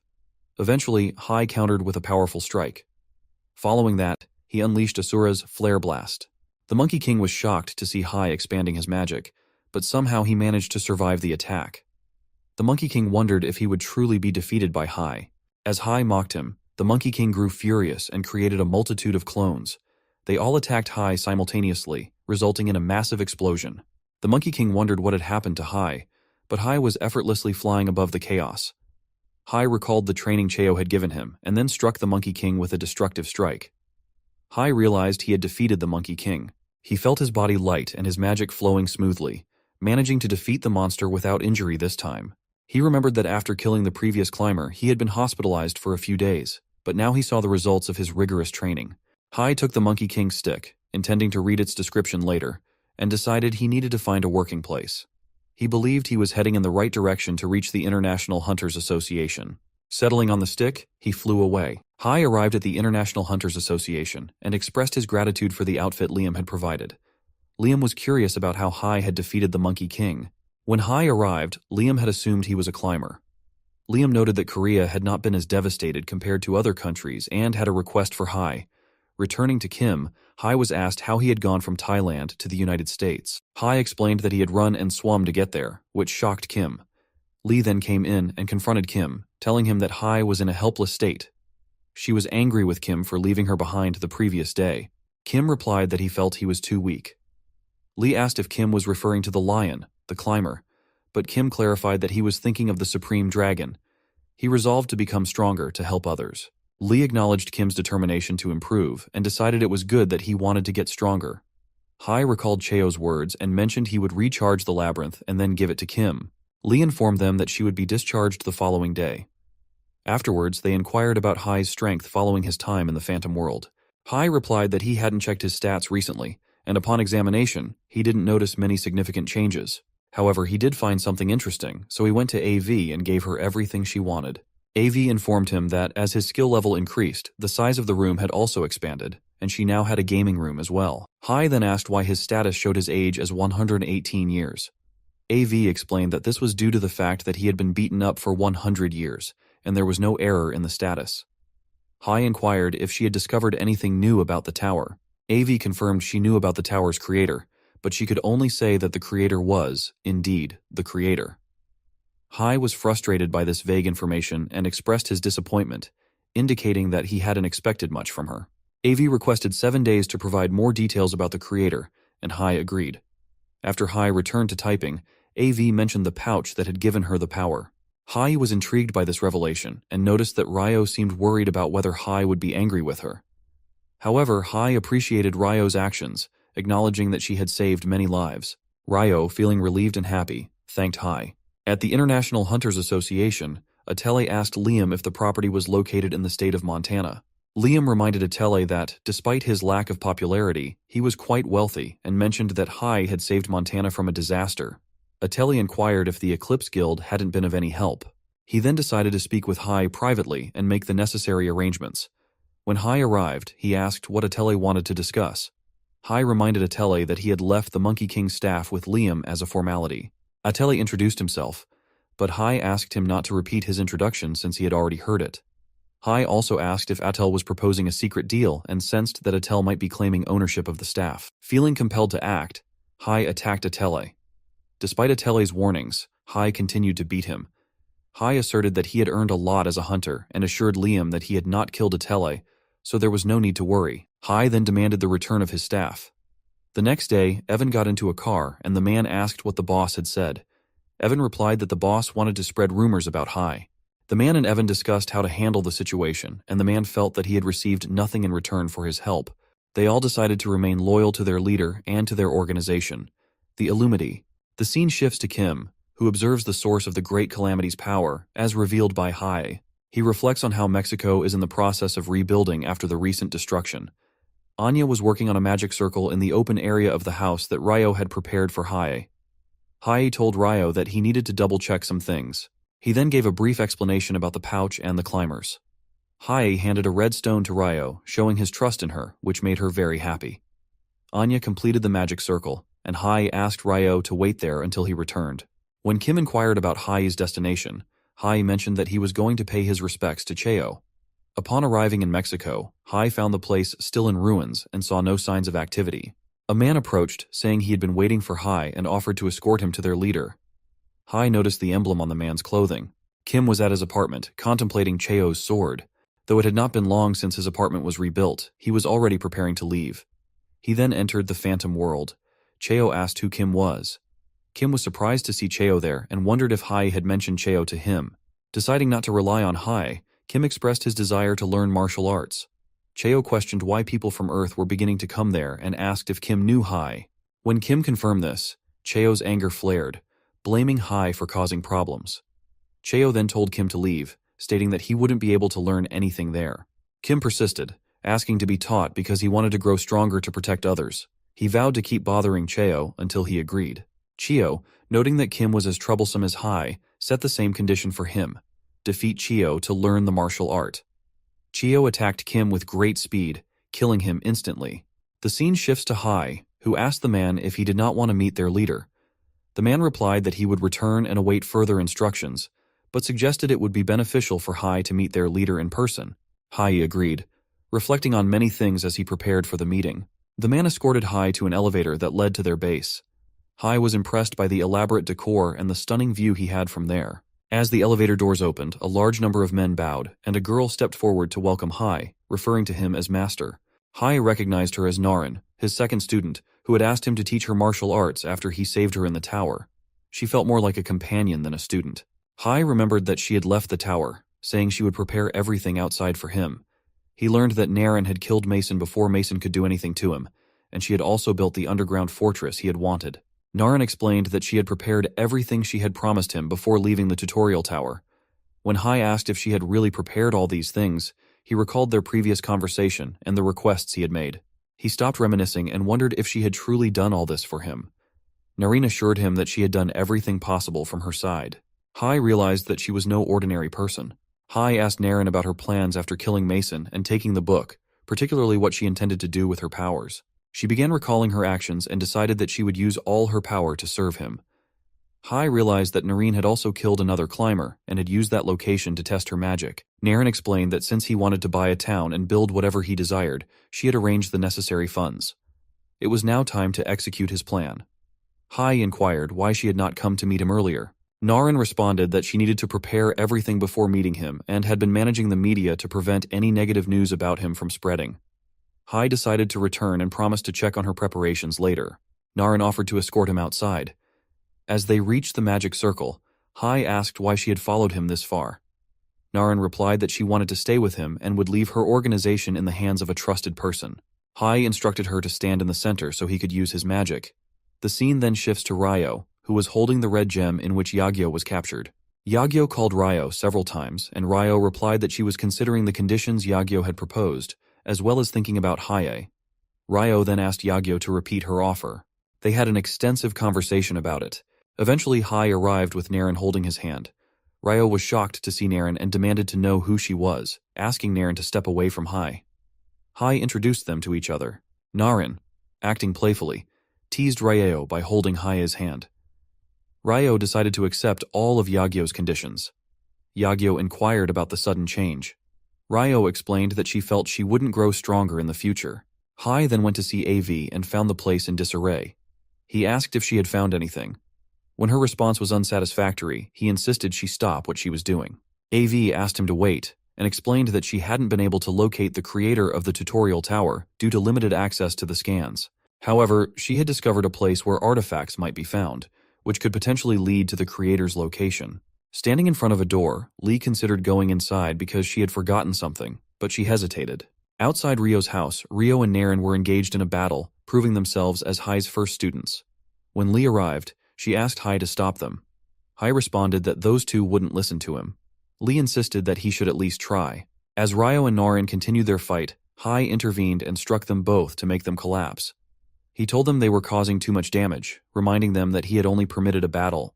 Hai instructed them to go inside and reflect on their actions until he returned. Lee asked Hai about Narin, becoming emotional upon learning that Hai had another disciple. She felt that things were spiraling out of control. Hai then approached AV, inquiring about the location of the artifacts. AV informed him that they were in the 8th layer, Dimension 35. She explained the details of the dimensions and the artifacts. Hai admitted he didn't fully understand, and asked if he could enter the 8th layer. AV confirmed this and showed him a list of artifacts that would lead him to the one he sought. She assured him that it wouldn't take long to obtain all of them, as she already knew the locations of 2. AV provided Hai with the locations of 2 artifacts. Meanwhile, Ryo and Narin were discussing the skull on Narin's shoulder, which Hai had given her as a gift. Ryo pointed out that Hai had also gifted her martial arts training. Their argument continued until Hai arrived. Hai wondered if he had made a mistake bringing Narin, as it seemed unlikely that they would get along well.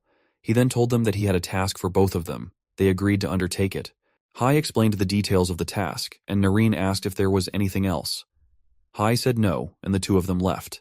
The scene shifts to Montana, United States, where a man was angrily speaking on the phone, insisting he would pay whatever was demanded. The other party informed him that it was impossible for him to meet the demands. Frustrated and enraged, the man smashed his phone. A boy then approached him, announcing that there was a guest.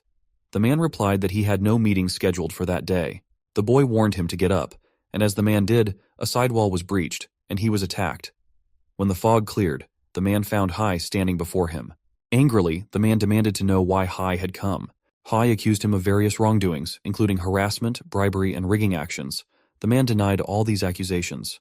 Hai listed several media outlets, such as TV stations, newspapers, and ONTV, implying that the man was involved with them. He handed the list to the man for review. The man asked how Hai had learned about all this. Hai inquired if Evan was responsible. Evan confirmed that he was indeed the one who gathered the information. He then presented a list of guilds that the man had contacted in an attempt to defame Hai, similar to the tactics used by the Ares Guild. The man became visibly frightened. Hai stated that he wanted to expose the man publicly but acknowledged that this would be too harsh. Instead, he proposed a deal. The man would provide an artifact from his collection. Hai suggested that this might be the cleanest solution to the problem. The scene shifted to Quan, where Ryo arrived and demanded the compass of the blind. In her anger, she slammed the table. Quan, frightened, agreed to provide the compass within 3 days. Ryo insisted on receiving it within 3 hours. Quan rushed to retrieve the item, and Ryo assigned one of her guards to follow Quan. As Hai returned to AV, she was shocked to see that he had managed everything in just 2 days. He reminded her that while Noreen had arrived in only an hour, Ryo had taken much longer. AV began working with the artifacts and created a new item, noting that the description of the item had also changed. After concluding their discussion, Hai ventured deep into the labyrinth and realized he still had a long way to go. He recalled instructing Ryo and Noreen to stay behind to guard the place, as he wasn't sure if any emergencies might arise while he was away. Noreen asked Hai to take her with him, leaving Ryo to protect the location. They started arguing once again. Hai ignored their bickering, continued battling goblins, and soon felt he was nearing the labyrinth's exit. The scene shifted to Lee, who was speaking with Anya. Lee mentioned that she had advised Hai to inform them before heading into the labyrinth, but he had left without a word. Lee offered coffee to Anya. Anya then asked if Lee knew when Kim would return. Lee was taken aback by this question. In the 8th layer and the 35th dimension of the Altante Empire, a man engaged in battle with Swill, who was eventually killed by him. As one of Swill's friends tried to rise, the man slashed again, striking him down. Before he could land another blow, Hai enlarged the Monkey King's staff and crushed the man with it. He wondered if the staff would reach the sky's exit and received a notification for defeating a climber. Curious about the Altante Empire's location, he realized he had finally arrived. Knights approached him, inquiring about his identity. The scene shifts to Kim, who was struck by Chio and told that he had died approximately 1,000 times and was now effectively a zombie. Despite this, Kim continued to rise and fight back. Chio remarked that Kim had lost all potential and suggested he return. Reflecting on the past, Kim struck himself and vowed not to leave until he had learned what he needed. They resumed their battle. Meanwhile, Lee was enjoying coffee with Anya and inquired about her thoughts on dungeon management. Anya responded that it was straightforward, thanks to Lee's help. They then discussed the frequent arguments between Noreen and Ryo. Hai arrived at the castle and was reminded by the knights of his previous conversation, which they relayed to the king. Hai was referred to as the hero of the kingdom. The king expressed his excitement to meet the person who had saved their country. Hai considered whether he should follow their etiquette, but realized he was unfamiliar with it. The king continued to express his gratitude and informed Hai that they could not give him the truth or the artifact he sought, as it served as a guardian for their empire. The retainers would likely oppose its release. However, the king mentioned that if Hai managed to resolve the situation, they might reconsider. Frustrated by the delay and the urgency of his mission, Hai's anger flared. He shattered the floor in his frustration and questioned if the king had lost his senses. A brief explanation was given about mystical creatures, which are known for their vast magical energy and abilities. After 1,800 years of waitings, a fox became a mystical creature as well. He attempted to reach the 9th floor, unsuccessful. The scene shifts to the intense battle between Naren and Ryo, which was proving to be very challenging. As the fox observed the battle from a distance, she considered fleeing. When Ryo and Naren noticed the fox, they both rushed to attack her. The scene then moves to Hai, where the king questioned his impatience. Hai responded that he believed he had only spoken the truth. He mentioned his ability to read minds and described how, as he approached the king, a knight intervened. With a single touch, Hai shattered the knight's sword, further fueling his rage. Ultimately, Hai obtained the truth or artifact. He instructed Swill to perform a show of skill, questioning whether Swill was following him. Swill apologized for his previous rudeness. Hai dismissed his concerns, handed something to Swill, and then left. The scene shifts to Kim and Cheo, where Kim is lying down, exhausted. Cheo reveals that Hai is still battling him in the same position, but Kim is unable to match Hai's strength. Kim mentions that he is making progress, noting that this marks his 100,000th death. Cheo acknowledges Kim's determination, albeit foolish, and offers to teach him a technique from Cheonmyeong swordsmanship, specifically its first law. The scene transitions to a labyrinth where a man and a woman are hastening through, remaining vigilant against the skeletons they encounter. While they converse, the skeletons launch an attack. The man, seeing a new and more powerful threat approaching from behind, urges the woman to leave with him. Just as they are about to retreat, Hai arrives and intervenes, dispatching the skeletons. Upon seeing the two figures, Hai feels a surge of excitement, realizing that he has finally reached the 9th layer.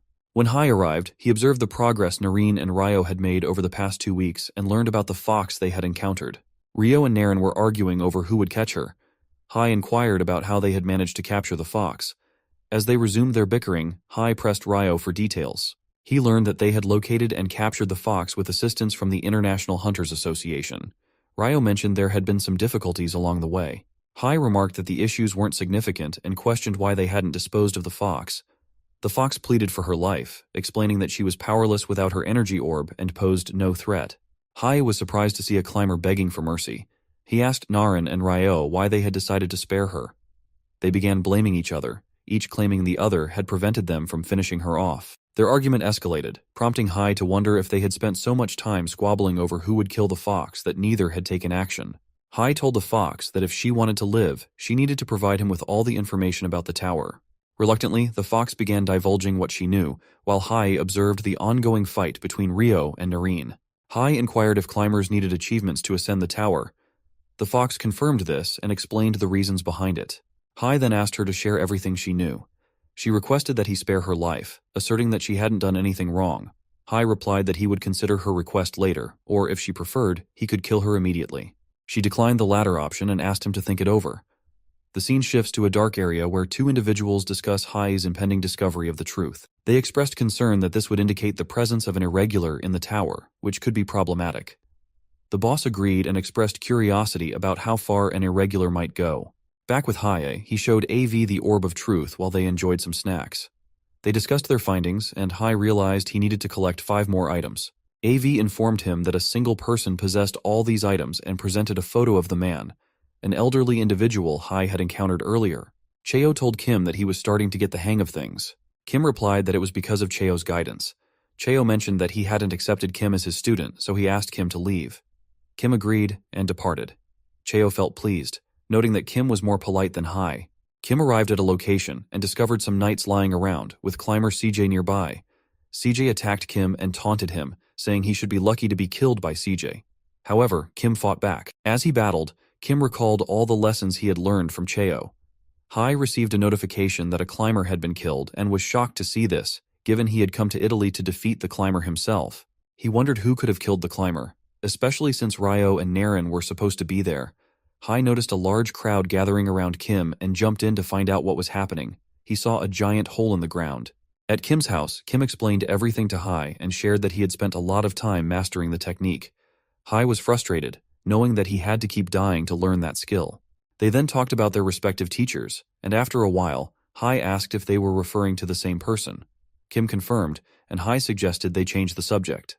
Kim then asked who the tied-up figure was. Hai explained that she was a climber, prompting Kim to question why he hadn't killed her, given the danger of leaving her there. The fox, now pleading for her life, begged not to be killed. Hai suggested having fox soup for dinner, causing the fox to fall silent. Hai then shared that he thought it would be amusing to keep a fox as a pet, but revealed that he had obtained valuable information from her. However, her power was depleted, and he wouldn't leave her behind. Naren and Ryo arrived with a pouch. Kim asked who the other lady was. Hai revealed that Naren was his second disciple, leaving Kim shocked. The scene then shifted to a rainy location where a boy sat wearing a hat. A man approached and informed him that he had been instructed not to use the achievement there. The man also mentioned that he had earned the Azure Dragon as a reward. The boy responded that the man should go to the 9th floor, where there was an irregular that needed to be dealt with. The man inquired if he had to handle the irregular at that time. The boy replied that if the man succeeded, their leader would reward him. The man agreed and asked to inform the leader that he would take care of the irregular. Hai observed the one-tailed fox and remarked on how cute it seemed, feeling pleased. He wondered if the fox was accustomed to this situation. Noticing a lock mark on her hand, he speculated that someone intended to enslave people, and he was partially amused by the advantage he could take from this. Still, he was curious about the true nature of the situation. Hai recalled the other climbers and decided to ask the fox why she had climbed the tower. Meanwhile, Lee arrived to learn magic and began her training. She saw the nine-tailed fox, who then transformed into her human form. Lee asked the fox to teach her extensively, and the fox agreed, starting to instruct Lee on magic and various other topics. Hai noted that as Kim made progress, Lee also wanted to become stronger. Later, Hai returned to AV and inquired why she hadn't been playing games recently. AV explained that she had been occupied with research. She then performed some spells on the Orb of Truth, which increased its cooldown by 100%. After explaining how she used the orb, Hai asked if it functioned similarly to the internet or something else. Hai then asked the orb to reveal who had locked him in the tutorial tower. However, the orb failed to show anything. Frustrated, Hai struck it, wondering why it wasn't functioning. AV advised him not to treat it as if it were just a machine. Angered, Hai grabbed the orb and suddenly found himself transported to a different location. Confused about where AV had gone and where he was, he heard a voice saying that it wouldn't be speaking with him for long. Hai saw a shadowy figure and inquired about its identity and what was happening. The figure, appearing to be a creature, mentioned that having a productive conversation would be difficult under these circumstances, but it would provide Hai with some information. It then revealed details about the tutorial tower, and, when Hai asked who had locked him inside, the creature admitted to having done so and challenged Hai to find him. As the creature began to disappear, Hai rushed to follow it. Moments later, he opened his eyes to find himself back in AV's room, where she asked if he was all right. Hai asked AV what she had been thinking when she raised her hand. She explained that she had been shocked to find him unconscious. Hai wondered if his mind had been transported to that strange place. He considered using the orb again, but realized it would take approximately 6,399 more years to activate. Hai acknowledged that he had a pressing issue to address and was determined to find and confront the person who had locked him inside. He instructed AV to investigate the creator and contact him as soon as she had any information. As Hai was about to leave, AV warned him to leave immediately because one of the conquerors was descending to the 9th layer. The conqueror, who had received the Azure Dragon's achievement, was known for his destructive tendencies. He was furious and decided to eliminate everyone there, regardless of who the irregular might be. He summoned a storm, striking buildings with lightning, leaving everyone in shock. People watched the chaos unfold on their phones, bewildered by the hunter's lack of response. John, the man responsible for the destruction, gave the irregular 1 hour to confront him and warned not to cause trouble for others. The stream ended and went viral, reaching the International Hunters Association. Despite the widespread attention, they chose not to intervene, as one of their own hunters had gone missing, leaving them feeling powerless. Liam wondered why the world hadn't been destroyed earlier and why they all continued to live. He trusted that Hai would address the situation. John, bored despite it being only 10 minutes, decided to end everything quickly. Just then, he noticed Hai appearing and felt a surge of happiness. Hai, however, told him to stop showing off and kicked him. When John dodged the attack, Hai found himself at some distance from him. Hai warned John not to play around and drew a massive weapon, one that would be difficult for John to avoid. Hai attacked and then checked on John. John called him an irregular, prompting Hai to ask for clarification. John began explaining a series of things that Hai struggled to comprehend. Hai inquired about the situation with the climbers, leading to an argument between the two. John criticized Hai for being rude and acting like a commoner, asking if Hai hadn't read the classics. Hai responded that he wasn't familiar with such highbrow material and that it wasn't his fault. He had worked hard since he was young and hadn't completed his schooling properly. John then inquired about Hai's parents. Hai replied that they had died in an accident. He then leaped to attack Jian, warning him to take a good look at people before messing with them. The attack forced Jian to fall back some distance, and he vowed to make sure he would kill Hai slowly. Hai continued his assault on Jian. After a while, Jian created 3 copies of himself, intending to attack Hai simultaneously. As they all charged at him, Hai leaped into the air, causing all 4 versions of Jian to strike each other. Jian threatened to use Taoist magic against Hai. A magic circle appeared behind Hai, and chains emerged to bind him. Jian then summoned 2 dragons and asked if Hai liked them. The dragons struck Hai, causing a massive explosion.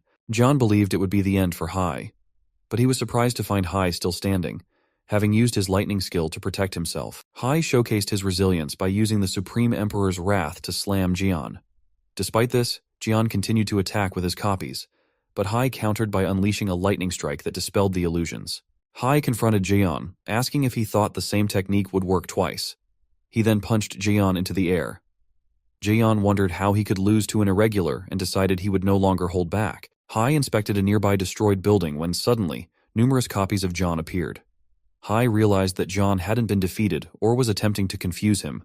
John spoke of a monstrous serpent that had eventually transformed into a dragon. Hai understood that John was trying to disrupt his concentration, so he focused on protecting himself. Hai continued to block the attacks from Jaeon's copies while John persistently talked about the dragon, which was slowly evolving into the azure dragon. Hai took a severe hit and was on the verge of falling. Hai charged forward, attacking John with intense speed but felt the damage from his own strikes. John confidently declared that Hai would not defeat him. Hai questioned whether John truly believed he could become a dragon by merging with it. Suddenly, John landed several powerful blows on Hai. Hai realized he couldn't reach John, even though he had channeled his thunder techniques to their maximum capacity. John taunted Hai, saying there had been 31 opportunities where he could have easily killed him and reminded him that the fight wouldn't be easy. He then created sparks in the air and asked if Hai could do the same. Rain began to fall, and Hai noticed that the raindrops contained lightning and were more potent than before, making it difficult for him to strike Jaeon in the storm. He spun his sword to shield himself from the raindrops. John attacked again, causing Hai to fall. John then summoned the blue dragon to strike Hai once more.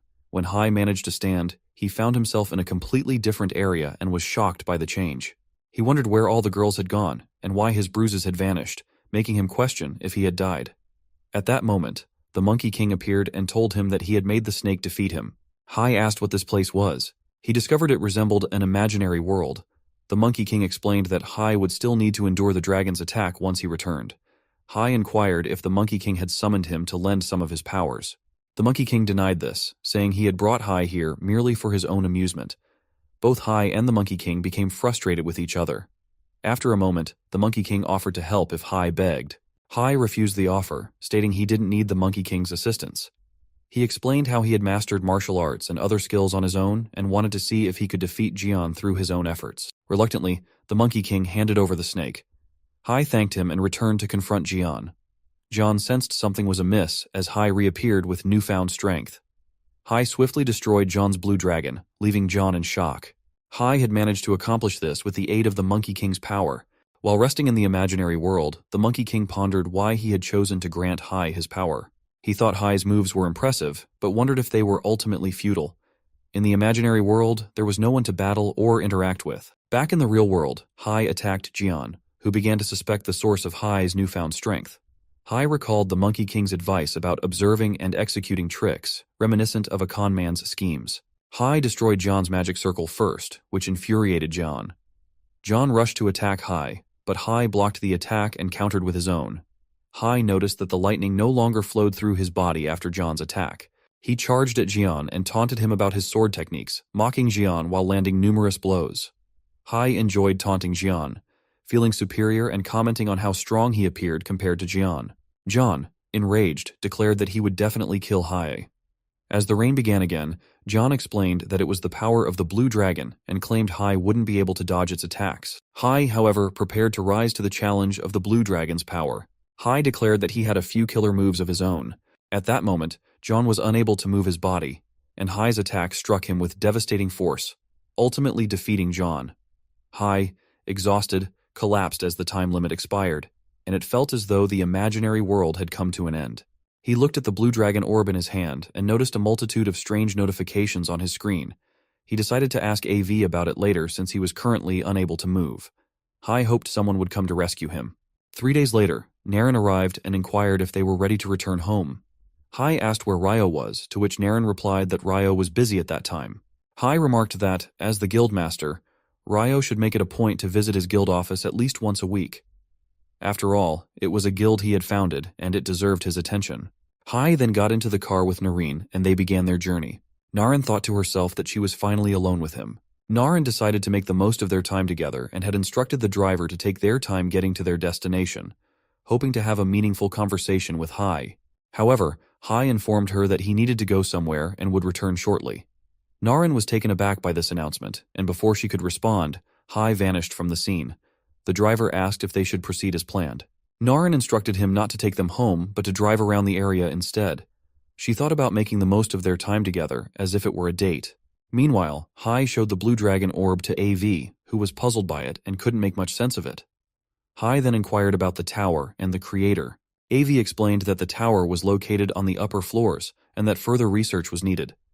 She also mentioned that the creator had constructed a different tower apart from the tutorial tower.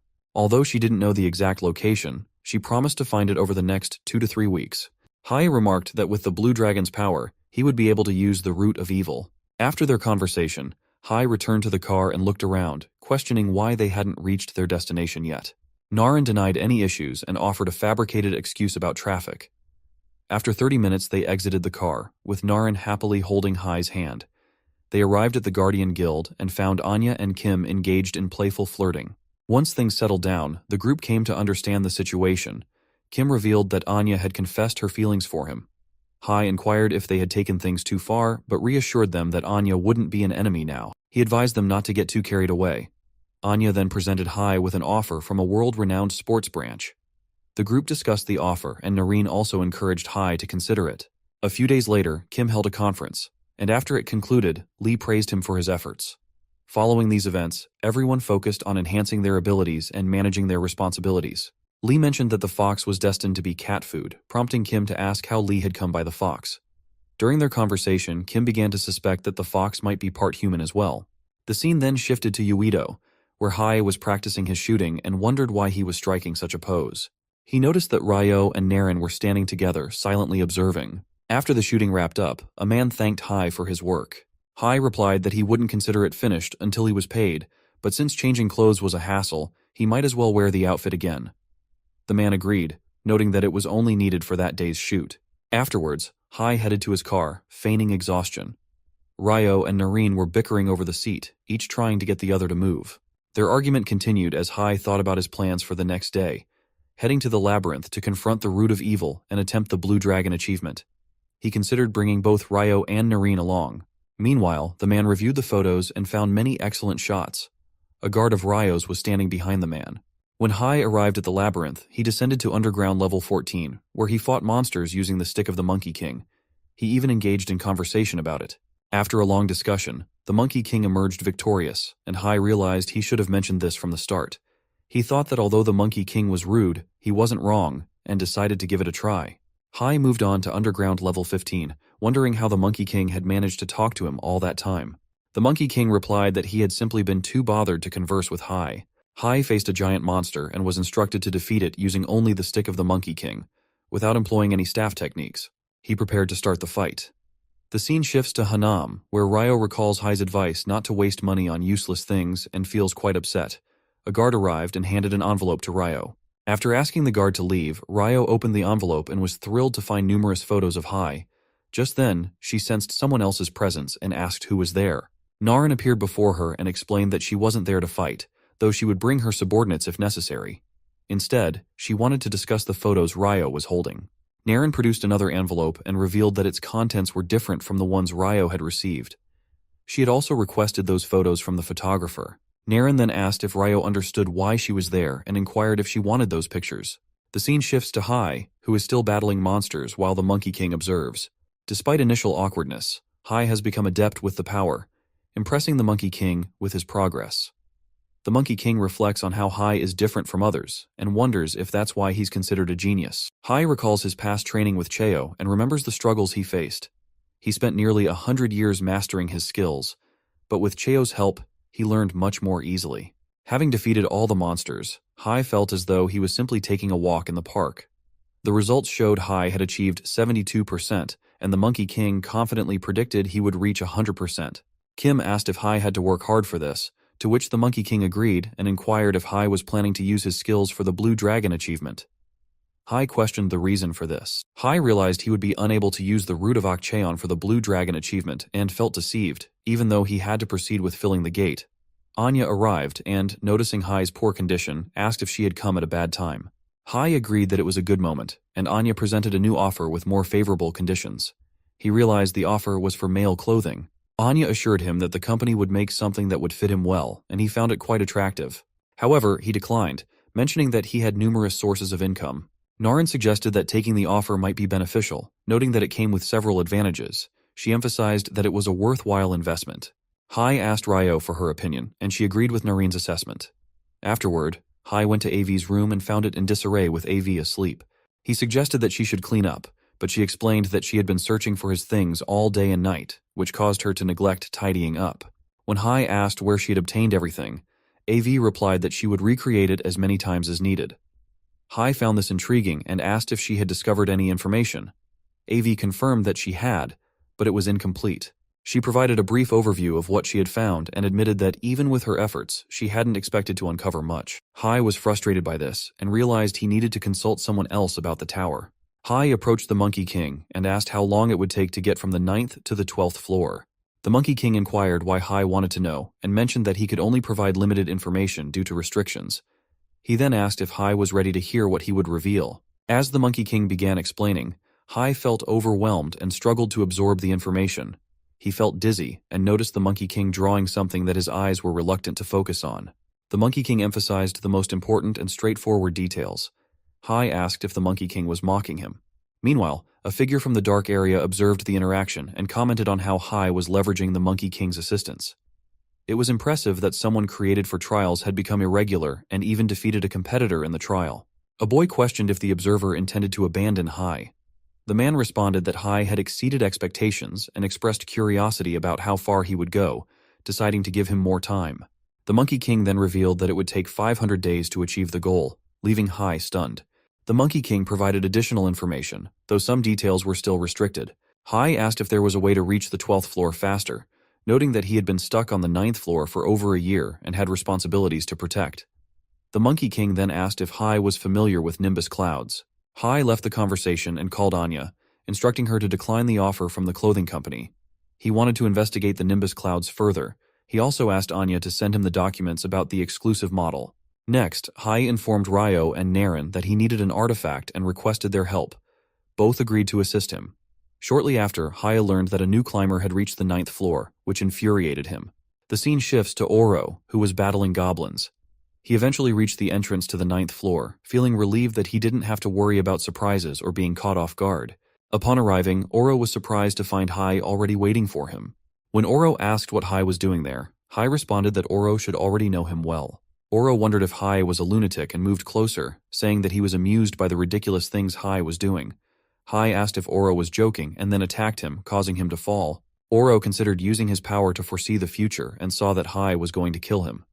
Hai remarked that the tables had turned and questioned who was foolish now. After defeating Oro, Hai waited in his room for Ryo and Naryn, who arrived with the artifact he had requested. Hai expressed his gratitude and, upon receiving the artifact, prepared to transfer from the location. Meanwhile, Lee watched a video showing Hai in a strange place with Ryo, sharing a kiss. Shocked, she threw her phone and thought about how she had some free time before her meeting. She then came across a story about a master and disciple, realizing it was about Hai and Ryo. Intrigued by the fictional novel, she decided to find out what would happen next. As the door to her room opened, Lee threw her phone in an attempt to attack the person entering, only to find it was Kim. Kim asked if he had done something wrong. Hai was transferred to a forested area where no one else was present. He suspected that Ishan Dae-sung might be nearby. He jumped to search for him but could only see mountains in every direction. Noticing a cave among the peaks, he rushed towards it. Upon entering the cave, Hai discovered a very peculiar place. A man was sitting there and asked why Hai had come. Hai wondered if this man was king of Ishan. Hai asked if the man was related to Ishan. The man inquired about Hai's reason for visiting. Hai explained that he had come to retrieve the Nimbus Cloud, which the great sage had left with the man.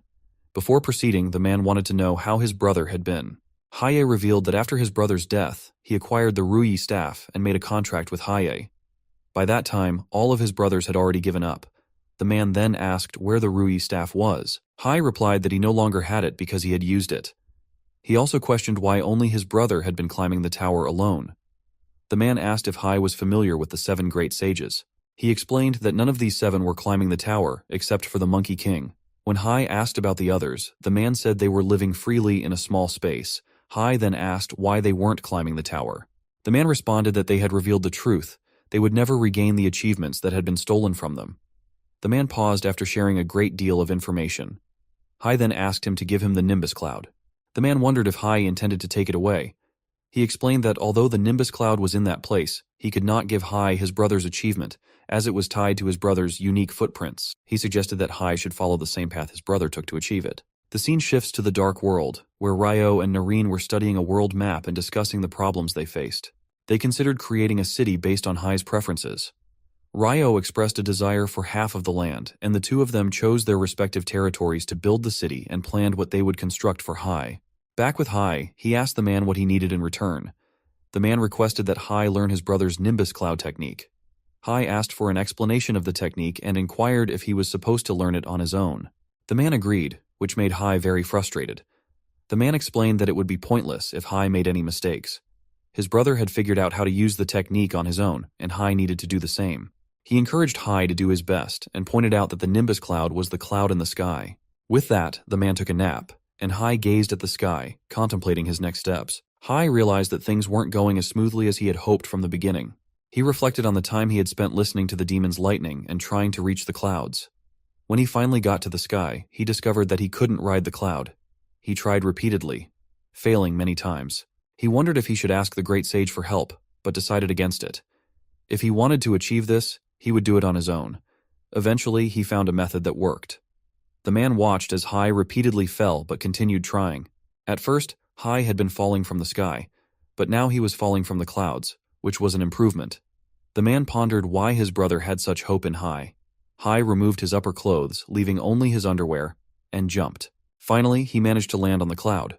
As he walked on the cloud, he recalled the mechanisms he needed to understand and navigate the cloud effectively. The man was pleased to see Hai walking on the clouds and gathering the clouds successfully. As Hai came down, the man asked him to put his clothes back on. When Hai dressed, he noticed that he appeared to have aged 10 years. He then inquired about the Nimbus cloud. The man handed him a ring, explaining that he didn't know why it had taken the form of a ring, but it had transformed into one after Hai came down. Hai discovered that he was now able to control the clouds. The man asked Hai to deliver a message to his brother if he was leaving. The scene shifts to the construction of the city, where Ryo and Noreen were arguing about who would better satisfy Hai's needs. Hai arrived at the site to find them still in contention. As Hai witnessed all of this, his anger toward both of them intensified. He approached the Monkey King, who was shocked to see that Hai had mastered the Nimble Nimbus technique. Hai informed the Monkey King that it was he who had requested the technique be brought back. The Monkey King asked why Hai had learned it and whether his brother had taught him how to revive it. Hai explained that the Monkey King's brother had told him that he needed to surpass the Monkey King's own achievements. He also mentioned that there might be other ways to acquire the technique. The Monkey King agreed, but Hai was still furious. He insisted that even with other methods, mastering the Nimble Nimbus technique was essential and that he had learned a lot of other skills during his training. The Monkey King reminded Hai that he had already stated that a contractor was meant to share his achievements with his peers. Hai asked if that meant he could share his achievements with Hai. The Monkey King confirmed this, explaining that this was why Hai was able to use the Nimble Nimbus. Hai, still angry, wondered what this had to do with their current situation. The Monkey King told him that they needed to ascend now. Hai asked if they were supposed to navigate through the labyrinth. The Monkey King questioned how they could use the Nimble Nimbus in such a confined space, and suggested that they would need to follow a specific path. The scene shifts to a strange man who asks a boy why he has come looking for him. The boy replies that he has something to say. The man inquires if it concerns Hai. The boy denies this, and the man then sits correctly on his throne. The boy mentions that it appears the Northern Heavenly Divine Art and some other techniques have been used. The man acknowledges that although they are the last to arrive, it has been some time since he ascended. He then asks why the boy is there. The boy explains that there is something that needs to be addressed. The man shows interest, noting that the boy has never acted without orders before. The boy informs him that an irregular on the 9th floor, referred to as Milk Yahi, has annihilated John. The man reflects that, even after becoming a deity, he has not been able to escape the warrior's influence and refuses to do so. The scene shifts to Hai and the Monkey King, where the Monkey King explains how they will reach the 12th floor in a single day. Hai points out that the Monkey King had previously said it would take 5 days.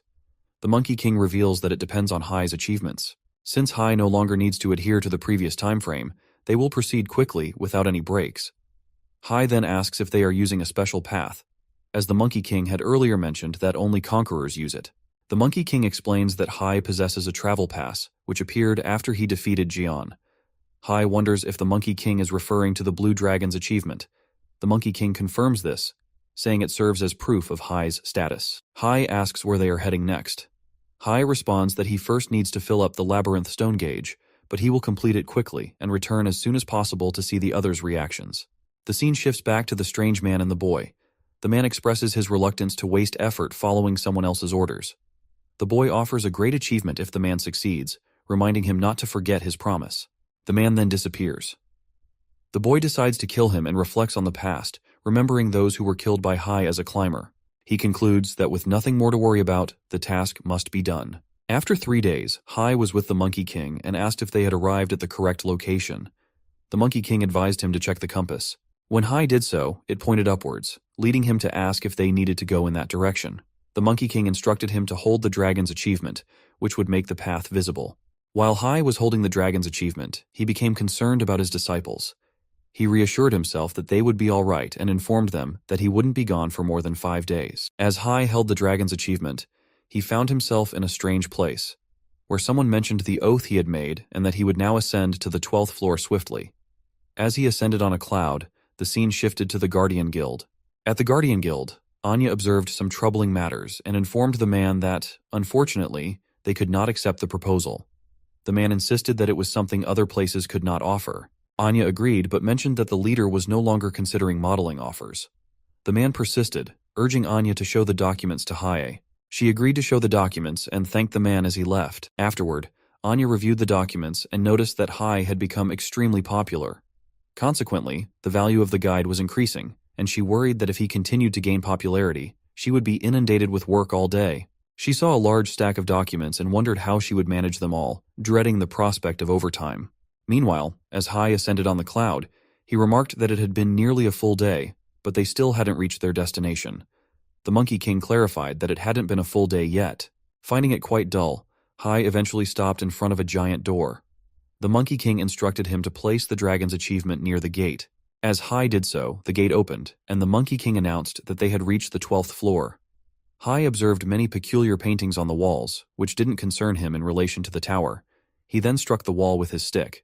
The Monkey King asked what he was doing, to which Hai replied that if he used the origin, he would be unable to hold on to any artifacts.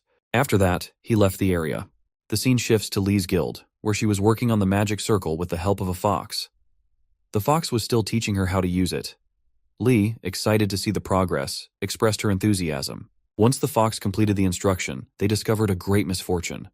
Meanwhile, Hai came across a shop and decided to enter. Inside, he found numerous scenario orbs.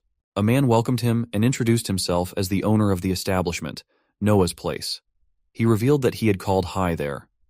Hai asked if he was the one who had imprisoned him in the tutorial tower for 12 years. The man confirmed this, and Hai, enraged, prepared to attack him. The man attempted to defend himself, questioning why Hai was attacking him if they weren't enemies. Hai assured him not to worry, stating that while he wouldn't kill him, he would definitely give him a severe beating. Hai then demanded to know the real reason behind the man's actions and asked to discuss the truth the man was about to reveal. The man referred to Hai as shameless, which only fueled Hai's anger further. Despite being the one who had imprisoned Hai in the tutorial tower for 12 years, the man was now calling him shameless. Hai contemplated giving him another beating. Hai inquired about the reason for his 12-year imprisonment. The man replied that Hai was the most tenacious individual he had ever encountered.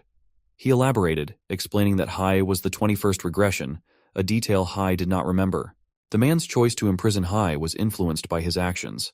He then recounted Hai's past actions and mentioned that Hai had also altered the fate of the 9th floor. After reviewing all of Hai's achievements, the man was convinced that Hai was destined to change the tower. The man explained that he chose to imprison Hai due to his actions, and then he began reminiscing about Hai once again. Hai asked him to stop, but the man continued to elaborate on his thoughts. Hai then asked for clarification on what the man meant by changing the tower. The man explained that tower was a misnomer. The structure was originally created by the combined strength of 5 people. He continued to reveal details to Hai, including that a conqueror was descending to the 9th floor. The conqueror was the strange man who couldn't sense Hai and was suspected of hiding his presence. Meanwhile, the strange man stood on a building, surrounded by people taking pictures and police asking him to come down. The man in the shop used his power to freeze the entire area, stating that he would have to create a disturbance to draw the conqueror out. The scene shifts to the Orang Guild, where Lee and Fox learn that a disaster has occurred in Italy at 7 p.m. local time. After causing numerous casualties, the disaster is now moving towards Florence. Fox suggests they refrain from intervening, warning that they would be overwhelmed as soon as they come face to face with it. She notes that Yabi's ice is unlike anything they've encountered before. It feels distinctly unnatural and seems to possess a power beyond the norm. The scene then shifts to Florence, where Rio and Noreen are engaged in a fierce battle with the man. The man mentions that he has seen climbers like them before when he climbed the tower. Despite their efforts, Rio and Naren are struggling to keep up with him. The man finds it fascinating that two successors with such power are present on the 9th floor, and he wonders if this is all because of Hai. He expresses a desire to test them both, but with limited time, he plans to end the confrontation quickly. Rio rushes to attack him, but he vanishes and strikes her from the side. Meanwhile, Hai descends to the 9th floor, puzzled by the situation since he wasn't there. He questions whether he should have instructed his disciples not to challenge the conquerors. Then they finally arrived at the 9th floor, and Hai had to rely on the Blue Dragon's achievement. They reached the northern end and estimated they would be at their destination in 10 minutes. Upon arrival, Hai saw Noreen lying on the ground and the conqueror lifting Rio. Fueled by anger, Hai rushed forward and took Rio from the man. The conqueror realized that Hai was an irregularity. He hadn't sensed Hai's presence until just recently, and Hai had appeared almost instantly. The conqueror acknowledged that his successors were so powerful because of Hai. Hai considered whether he should use Nimble Nimbus to extract his disciples from the situation. The Monkey King confirmed that it was possible if that was Hai's desire, so he made arrangements for their escape. The conqueror admired Hai's skills, noting that while Hai's magic power was impressive and sufficient for someone who had entered the tower, Hai had previously killed John with that power. However, he recognized that he was not as weak as John. Hai, now enraged, reassured that there was more to his capabilities than the conqueror had anticipated. Hai looked at the Monkey King and told the man that he was impressed to see him so early. The battle then commenced. The man attacked with ice, remarking that it wasn't very significant. However, Hai activated his red and black wings and shrugged off the attack. He rushed in, delivering a powerful strike that sent the man flying a considerable distance. Hai followed up with a blow from his stick, determined not to let the man escape. The fight continued, and the man commented that the Monkey King's artifacts weren't flying with Hai's cloth. As Hai grew more enraged, he noticed that the mandala was freezing up. The man understood why John had been defeated and, recognizing Hai's strength in pushing him so far, decided to reveal his name. He began to chant a powerful spell. Meanwhile, the creator was worried about the situation. Hai had achieved the status of conqueror because the man had exhausted all his strength trying to trap him in the tower. Although the man could no longer assist Hai directly, the artifacts he had given Hai would be helpful in times of danger. Hai then unleashed the Lightning Spirit Divine Art attack. The man remarked, impressed, that Hai was able to break the ice by calling forth lightning himself. Despite this, Hai realized he had still taken some damage. The man decided it was time to end the battle, declaring they had seen enough of each other's abilities. He launched a direct assault on Hai. Hai attempted to block the attack with his stick, but found it increasingly difficult to move. He tried to use some skills, but the man attacked him from behind. The man noted that Hai was holding up well, but his anxious demeanor betrayed his concern. Hai insisted he would continue fighting. The man wondered if Hai could withstand the next attack and pressed forward. During the assault, Hai's armor was frozen solid, signaling the end might be near. However, Hai retaliated with powerful light attacks, hitting the man and asserting that the man wouldn't have been able to land a successful attack if he hadn't spoken. Hai warned him to try his best to stop or face death. Hai then delivered a devastating punch to the man. The man remained standing, and although he hadn't wanted to reveal that side of himself, Hai had forced him to do so. Hai wondered if this was the second achievement. The man confirmed it was the Plague Monarch achievement, and birds surrounding him began to attack Hai.